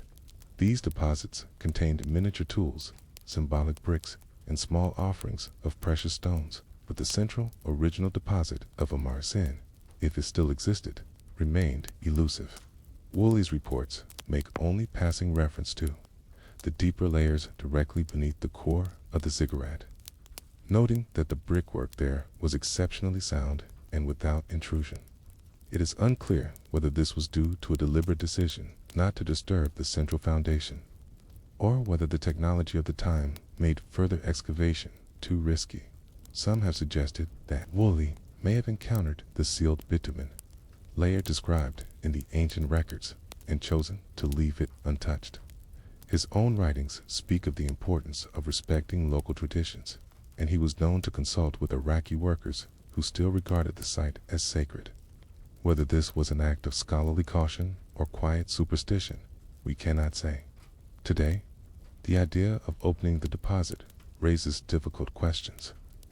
Archaeology has advanced far enough that remote imaging might reveal what lies within without physically breaking the seal. But such techniques have not yet been applied to the core of the Ziggurat, perhaps because the site is still in a region marked by political instability, perhaps because funding is scarce, or perhaps because no one truly wishes to answer the question. For there is a deeper, unspoken concern. What if the deposit contains nothing? What if the hidden tablets of binding were simply a poetic invention, or if they were removed centuries ago during one of the city's many reconstructions? To break through the bitumen and find an empty pit would be to strip the Ziggurat of one of its last great mysteries. And yet, what if the opposite is true? What if something extraordinary lies beneath texts, artifacts, or objects unlike anything else from Mesopotamia? Such a discovery could rewrite history, could also, as the ancients feared, change the way the site is perceived, perhaps even undermining the myths that have kept it sacred for so long. So the foundation of Amarsin remains sealed, as it has for 4,000 years. The black bitumen, hardened to the toughness of stone, still holds its contents in darkness. The bricks above it still bear the king's name, and the desert wind still moves over the Ziggurat steps, as if indifferent to the secrets beneath Dadi. In this way, the story of the deposit mirrors the city's own history, a mixture of known facts and unanswered questions, of grandeur and silence, The ziggurat stands because it was built to last. The deposit endures because it was meant never to be touched. Whether by divine will, human caution, or sheer chance, the seal remains unbroken. And somewhere in that sealed chamber, if it still exists, the past waits not to be discovered, perhaps, but simply to be remembered in the minds of those who still wonder. In the world of ancient Mesopotamia, sealing something away was not merely an act of protection. It was a declaration. The builders of temples, palaces, and ziggurats understood that their work would outlast them, but they also understood that memory was fragile. To hide an object beneath the foundations of a sacred building was to anchor that memory in the earth itself, as if the soil might hold what human minds would eventually forget. This was the role of the foundation deposit, a tradition as old as the first cities. Kings and priests buried miniature tools to represent the act of building, small offerings to invite the god's blessing, and tablets inscribed with prayers or dedications to explain to those who might someday find them why the structure had been built. It was a conversation across centuries, a whisper from the moment of construction to whatever hands might uncover it long after. The deposit beneath the ziggurat at Ur, however, was said to be different. The old hymns do not describe symbolic objects or ritual trinkets.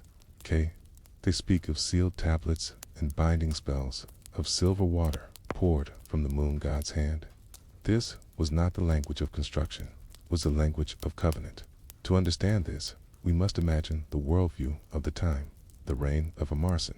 The gods were not distant ideals, They were active forces present in the world, whose favor determined the success or ruin of a city. The moon god Nana was the patron of Ur, his light a guide for travelers, his cycles a measure of time itself. The ziggurat was not simply a monument to his greatness, it was a literal meeting place, a point where heaven's power was thought to touch the earth. The sealed deposit, in this view, was not a cache of valuables, it was a binding point, a place where the agreement between God and city was anchored. Just as the king's seal was pressed into clay to make an order official, so too was the god's blessing pressed into the earth with bitumen and brick. To disturb it was to risk breaking that agreement. Such thinking was not unique to Ur. Across the ancient Near East, we find echoes of the same idea. In Assyria, foundation deposits sometimes contained curses against anyone who might disturb them, calling on the gods to strike down the violator's name and lineage. In Babylon, the Edamanaki Ziggurat, the structure some believe inspired the biblical Tower of Babel, was said to have its own sealed core, the contents of which were never meant to be seen by mortal eyes. In Elam, the great temples at Susa contained buried inscriptions that invoked divine wrath against future kings who might try to remove them. But in Mesopotamian culture, these deposits were not just warnings. They were active parts of the building's spiritual function. The city was not thought to be truly safe unless its foundation offerings remained intact. Just as a person might wear an amulet to protect their body, the ziggurat's foundation deposit was the amulet of the entire city. If we look further afield, we find striking parallels. In Egypt, sacred foundation rituals involved bearing miniature brick molds and models of tools to signify the eternal renewal of the temple. In China, certain tombs were sealed with layers of mercury or crushed jade, not only to deter looters, but to spiritually preserve the contents. In Japan, the Shikinen Singwar rebuilding ceremony of the Ice Grand Shrine involves transferring sacred objects from an old shrine to a new one every 20 years. It's a kind of renewal that carries forward a bond believed to be unbroken since antiquity. All these traditions share a core idea. Some bonds must remain sealed to remain effective. Opening them, even with the best of intentions, risks not only losing the object, but breaking the thread that connects the present to the sacred past. This is why, in Mesopotamian thought, a failed attempt to open the deposit beneath the pause, beneath the pot. Your ziggurat would not have been seen as mere bad luck. It would have been interpreted as the will of the gods, an act of rejection. The physical obstacles, the hardness of the bitumen, the heat, the collapsing scaffolds would have been understood as signs that the seal was not meant to be broken. Modern archaeology approaches such mysteries differently. The impulse to uncover, to see, to catalog is strong. Objects hidden for thousands of years can shed light on forgotten languages, unknown rituals, lost art forms. Yet even today, there are moments when archaeologists hesitate, not out of superstition, but out of a recognition that some contexts are so rare, so fragile, that opening them could destroy the very thing they seek to study. Consider the tomb of China's first emperor, Qin Shi Huang. Archaeologists know where it is, and they have strong evidence that it contains extraordinary treasures, perhaps even rivers of liquid mercury described in ancient texts. Yet they have chosen not to open it, in part because the technology to excavate without irreversibly damaging its contents does not yet exist. The same argument has been made for certain sealed chambers in Egypt, including those detected by radar. Scans in the Great Pyramid, the foundation of the Ur Ziggurat, may fall into this category. Even if the deposit is purely symbolic, it is a symbol preserved exactly as the builders intended for over 4 millennia. Opening it would alter that forever. Leaving it sealed allows it to continue as a living link to the ancient worldview, a mystery that still shapes the way we imagine the city's past. There is also the matter of how such a discovery would be received. For the people of ancient Ur, the deposit was not just a historical artifact, it was a point of identity. Even in later centuries, when Ur was a ruin, the ziggurat remained a landmark, a reminder of the city's greatness. In the modern era, the site is still important to local communities, some of whom view it with a sense of inherited reverence. To disturb its heart might be seen as a kind of cultural injury, and so the ziggurat continues to hold its secret. The sun still rises over its steps, casting long shadows across the desert plain. Visitors climb its restored stairways, looking out over the ruins of the ancient city. The outlines of temples, houses, and canals now reduced to dusty ridges in the earth. They photograph the bricks stamped with the names of kings. You realize that deep beneath their feet lies something untouched since the days of Amar-Sin. Perhaps the greatest value of the sealed deposit is not in what it might contain, but in what it represents. The endurance of a moment in history that refuses to be fully revealed. In a world where so much of the past is fragmented, interpreted, and reinterpreted, it is rare to encounter something that remains exactly as it was, immune to both the erosion of time and the curiosity of the living dot. In this sense, the deposit is more than an archaeological puzzle. It is a reminder of limits, the boundaries between what we can know and what we must accept. The priests who placed it beneath the ziggurat may have done so in the belief that they were binding the gods' presence to their city. Whether or not we share that belief, we can understand the impulse to protect something precious by placing it beyond reach. To trust that its hidden presence is enough, and so the bitumen seal remains, the black line between knowledge and mystery. The bricks around it still bear the pressure marks of ancient hands. The earth above still holds the warmth of the sun, as it has for thousands of years. And beneath it all, the deposit, whatever it may be, rests in silence, untouched, unbroken, unseen. In the stillness before sunrise, the ziggurat of Ur could seem like a sleeping giant. Its steps rose in precise tiers, each one a layer of history, each brick stamped with the name of a king long gone. The desert air was cool in those early hours, and the shadows were deep and soft. From the top, a priest could look out and see the horizon as a perfect line, the meeting of two endless plains, sky and earth, waiting for the first light to spill over. It is in that same hour, according to an old fragment of text found in the ruins of a temple archive, that the chamber of the last dawn was to be opened, but only once, and only in a time of the great falling darkness. The text does not explain what the phrase meant. It could have been an eclipse, a famine, a political collapse, or something far more cosmic in their imagination. But the instructions are clear. The chamber was to be sealed again before the next sunrise, whether or not the danger had passed. Idea of such a chamber beneath the ziggurat is not, on its own, unusual. Mesopotamian temples often had substructures, cellars, storage rooms, and crypts, sometimes hidden and sometimes ceremonial. What is unusual is the specificity of this account.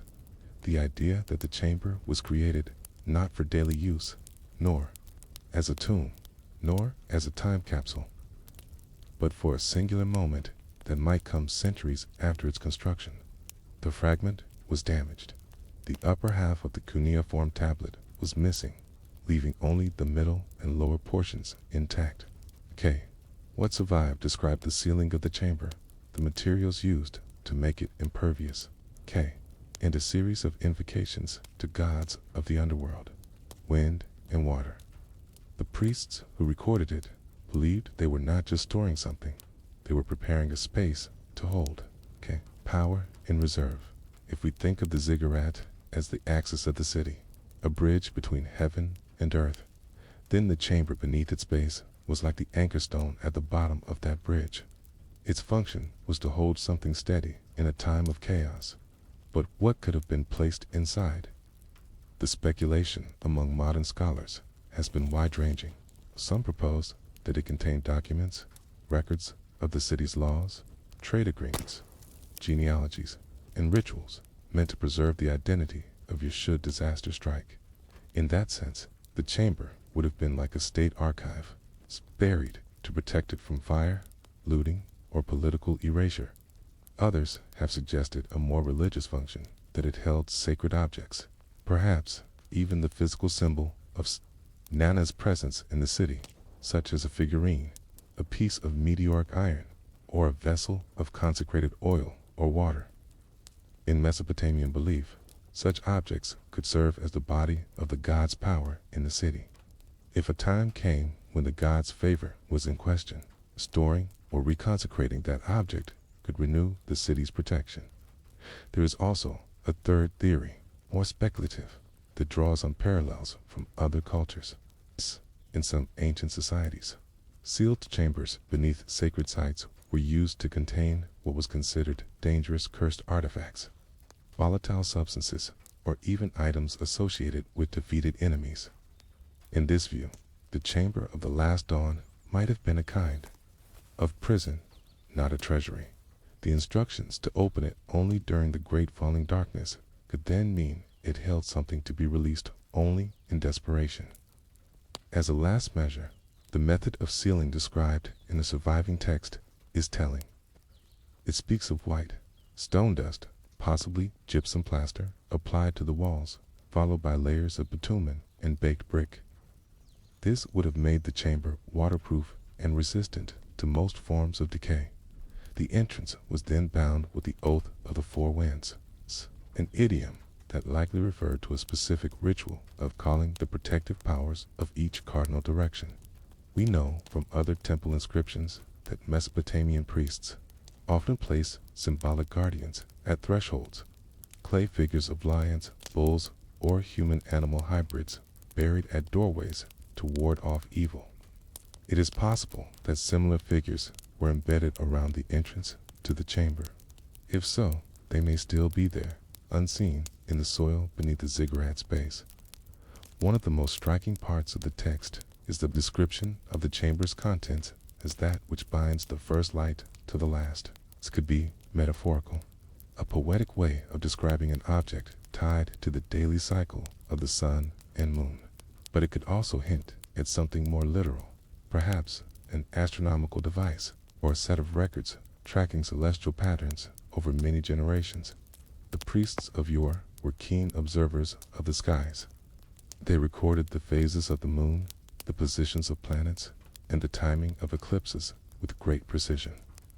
To them, understanding these patterns was part of their sacred duty, for the heavens were the realm of the gods, and their movements were messages to earth.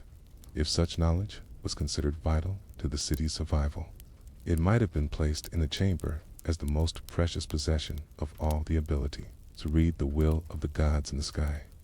The fragment ends with a curious instruction.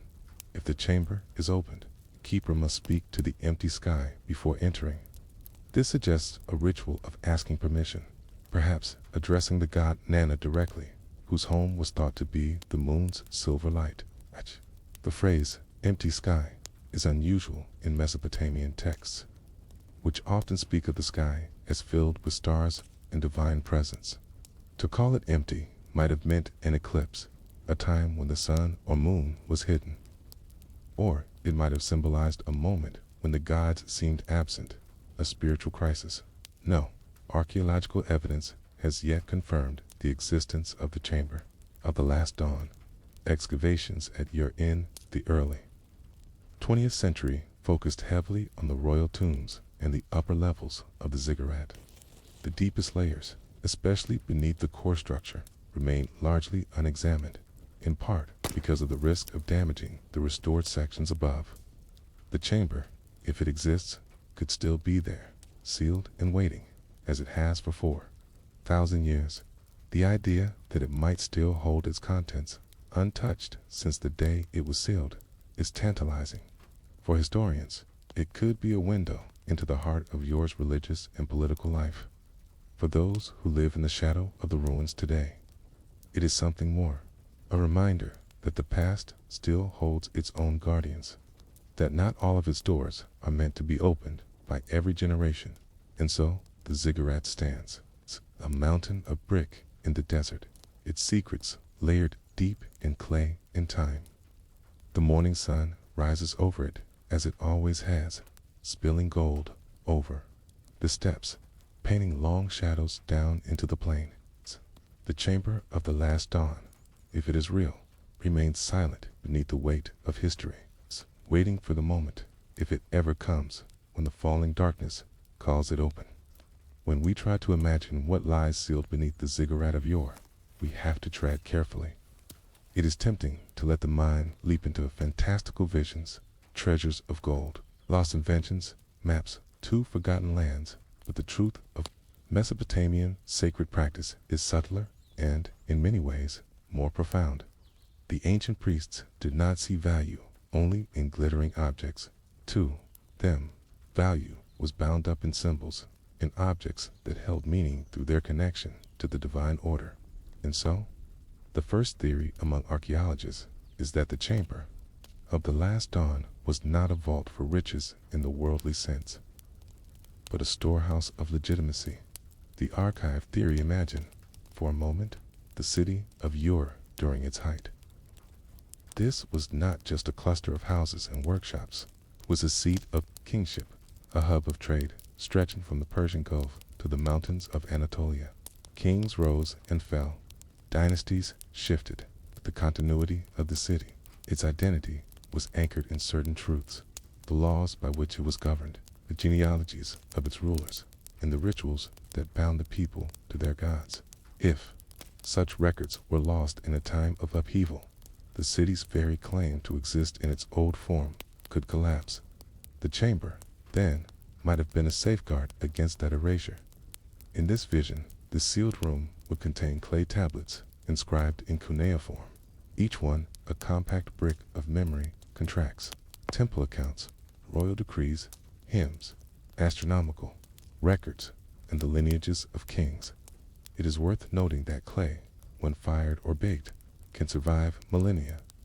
The tablets found in other ancient archives, such as those at Mari or Nineveh, remain readable today. If Ur's priests wished to preserve the essence of their city for an uncertain future, there could hardly have been a better way than to bury such an archive deep beneath the ziggurat's solid mass, far from fire, water, or looters. Yet, the surviving fragment speaks not of words, but of that which binds the first light to the last. That That choice of phrase is what pushes some scholars toward the second theory, the celestial relic theory. In Mesopotamian thought, the heavens were a kind of divine script, okay? The positions of the moon, planets, and stars were not random, but messages from the gods. The priests, especially those serving Nana, the moon god to whom the Ziggurat of yore was dedicated, kept careful records of celestial events. Some suggest the chamber might have contained the instruments of that observation, a set of nomods for tracking the sun's shadow, perhaps a series of marked stones or carved discs representing lunar cycles, or even a polished metal mirror used for studying the sky. These would not be scientific tools in the modern sense, but ritual objects infused with meaning. Part of a system in which watching the heavens was as sacred as offering incense. There is also the possibility of something even rarer, a meteorite. To the people of your stone that had fallen from the sky would have been a direct gift from the divine realm. Meteoric iron was known in antiquity, prized for its strength and its mysterious origin. Such a stone had been incorporated into the worship of Nana. It might have been considered the god's physical anchor on earth. Preserving it in the sealed chamber would have been a way of protecting the god's presence in the city, until it could be restored to its rightful place. The phrase binds the first light to the last could then refer to the celestial cycles, the rising of the sun, the glow of the moon, the eternal turning of the heavens, all anchored symbolically by the object in the chamber. The containment theory, smaller group of scholars take the surviving text in a different direction. The repeated invocations to gods of the underworld, wind, and water, unusual in a purely dedicatory text, suggest to them that the chamber might have been designed to hold back something dangerous rather than safeguard something precious. In Mesopotamian cosmology, the underworld was not a place of fire and torment, but it was dangerous in its own way, a realm of shadow, stillness, and forgetfulness. Some myths tell of objects and beings that cross the boundary between worlds, bringing misfortune or disorder. If the priests believed they had such a thing in their possession, whether a cursed idol, a tainted offering, or a relic from a defeated enemy, sealing it away could be seen as an act of protection for the entire city. Bitumen, gypsum, and baked brick would not only keep out moisture, but also make a chamber impermeable to touch and view, cutting off the object from the living world. The instructions to open it only in the great falling darkness might then refer to a last resort use, when the danger of releasing the object was outweighed by the danger of whatever threatened the city from outside. This theory is harder to reconcile with the poetic first light to the last phrase. But in ancient thought, danger and protection often intertwined. Something that could destroy might also be turned into a weapon in desperate times, much as a venom could be transformed into a cure if used with care. The ritual renewal theory. Then there is the fourth possibility, that the chamber was not meant to be opened in a crisis at all, but at a fixed point in a long cycle, kind of cosmic renewal ceremony that might take place only every few centuries. Some ancient Mesopotamian rituals worked on immense timescales. A royal boundary stone, for example, might be buried with the expectation that it would be dug up only by a distant descendant to renew the land's dedication. In this reading, great fallen darkness could be symbolic, the end of one divine cycle and the beginning of another. In such a case, the chamber might have contained items representing the foundation of the city, soil from the first brickworks, water from the original riverbank, the tools used to set the ziggurat's cornerstone, offerings from the first harvest after its completion. By bringing these out again at the appointed time, the priest could ritually restart the city's life, binding the beginning to the present, the first light to the last dot. The challenge with this theory is that we have no record of such a ritual at Ur itself, though similar concepts appear in other Mesopotamian cities. Still, absence of evidence is not evidence of absence. especially when dealing with practices meant to be rare and secret. All these theories rest on fragments, not just the literal fragment of the text, but fragments of knowledge, hints from other sites, parallels drawn across centuries and cities. The truth, if it still exists beneath the ziggurat, remains sealed in clay and darkness. What is certain is that the builders of the chamber, whatever its purpose, went to extraordinary lengths to ensure it would last. They chose materials and methods meant to outlive kingdoms. They placed it in the most enduring part of the city's sacred heart. They entrusted its opening to an unknown future, one they could not predict, but nonetheless planned for. And perhaps that is the real message of the Chamber of the Last Dawn, whatever it contains, that the people of your thought spans far longer than a single lifetime. They built not just for themselves, but for the possibility of others, centuries or millennia away, who might need what they left behind. In the still air of the desert, the ziggurat stands as both monument and question. What lies beneath us? It a gift, a warning, a memory, or something beyond all these? Until the earth is opened, we cannot know, but the chamber waits. If the chamber of the last dawn were to be opened today, it would not happen with the ceremonial precision its builders envisioned. It would begin with scaffolding and floodlights, with survey drones mapping the ziggurat structure in millimeter detail. The air would smell of dust and bitumen as archaeologists worked slowly through layers that had not seen light in over 4,000 years. The first challenge would be locating the chamber itself. The ziggurat of yore is vast, and much of it is solid mass, brick upon brick, bound with mortar. Pinpointing the chamber would require ground-penetrating radar, seismic readings, and a patience to interpret ambiguous echoes from the depths. Even then, there would be debate. Some scholars would urge drilling a narrow shaft to sample the interior before committing to a full excavation, while others would argue that such an intrusion could collapse the chamber or contaminate its contents. For months, perhaps years, the arguments would go on.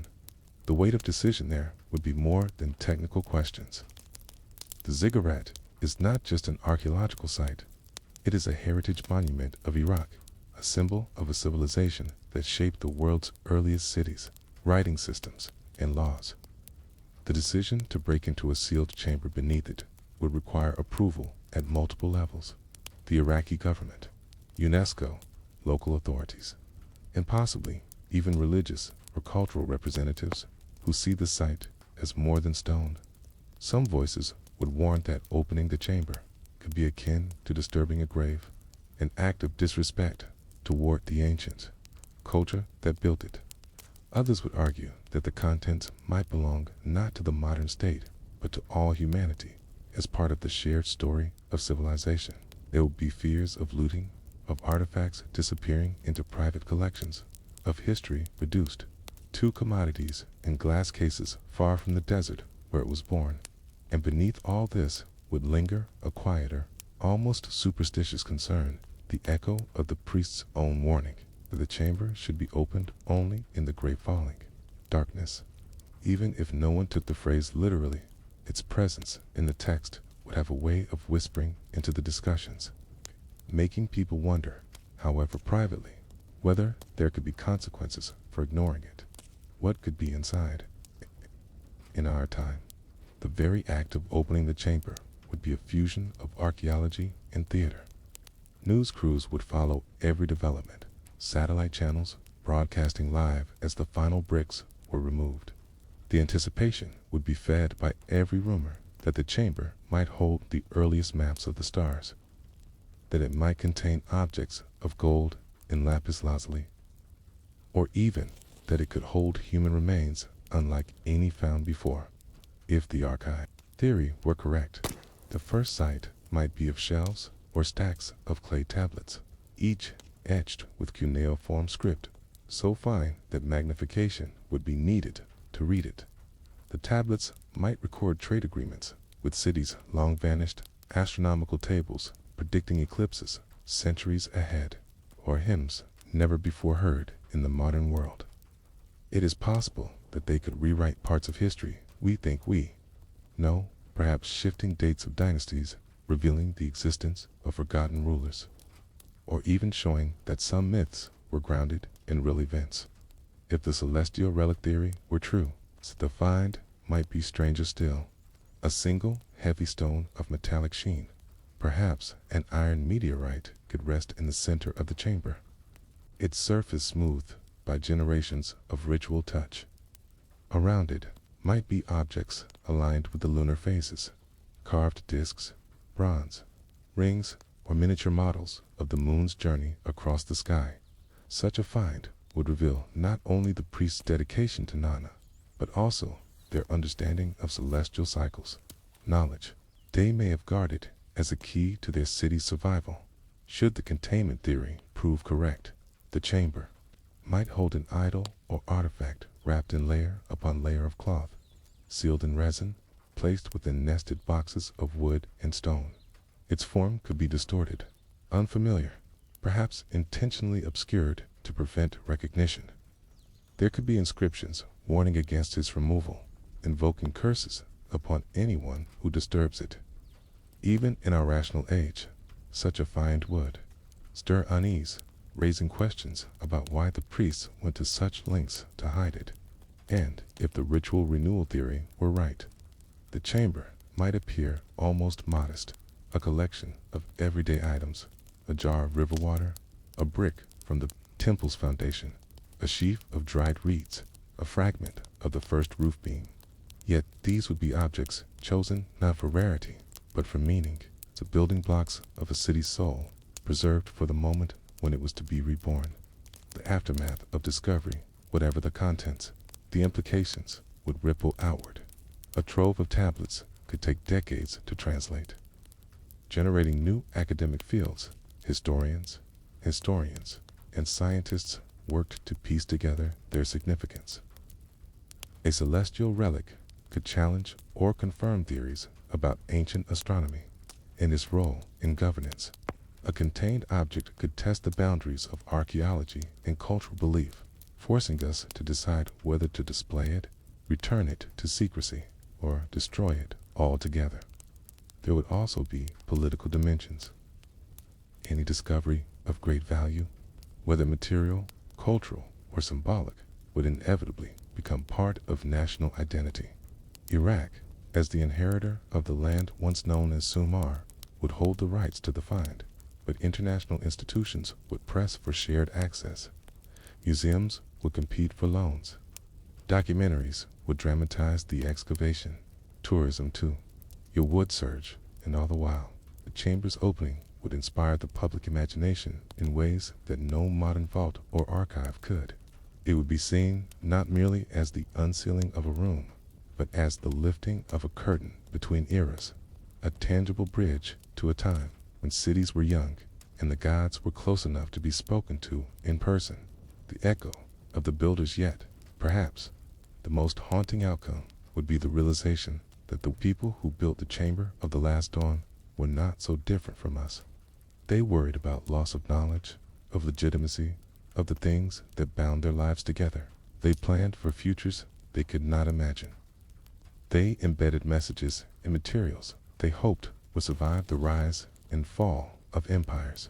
If the chamber were opened and found to be empty, swept clean by some ancient intruder, or left deliberately bare as part of a ritual, that too would tell a story. It would speak of change, of priorities that shifted even in antiquity, of secrets taken to the grave, not by accident, but by choice. In that case, emptiness would not be a failure, but a message that what mattered most to them was not an object, but the act of sealing, the declaration that some things should be protected from the reach of time. Would we put it back? One question lingers in the mind. If we were to open the chamber and take from it whatever lay within, would we then close it again? Could we, in an age of digital archives and instant sharing, accept the idea that certain knowledge or objects should be hidden once more? The ancient priests believed that timing was everything, that the great falling darkness would signal when the chamber's contents were needed. In our age, we are less patient. We measure value by immediacy, by the speed with which information spreads. Yet, perhaps, some wisdom lies in waiting, in recognizing that not all gifts from the past need to be unwrapped at once. It is possible that the chamber beneath the ziggurat will remain sealed for many more decades, protected by the sheer inertia of heritage laws, political caution, and the practical challenges of excavation. In that sense, the priest's plan has worked perfectly. They built something that can wait until the world is ready. Whatever ready might mean, until then, the chamber of the last dawn will remain a presence beneath the sand and brick, unseen, untouched, and yet constantly imagined. It will continue to inspire theories, to stir debates, and to remind us that the deepest truths of history often lie just out of reach, hidden not because they are lost, but because they are waiting.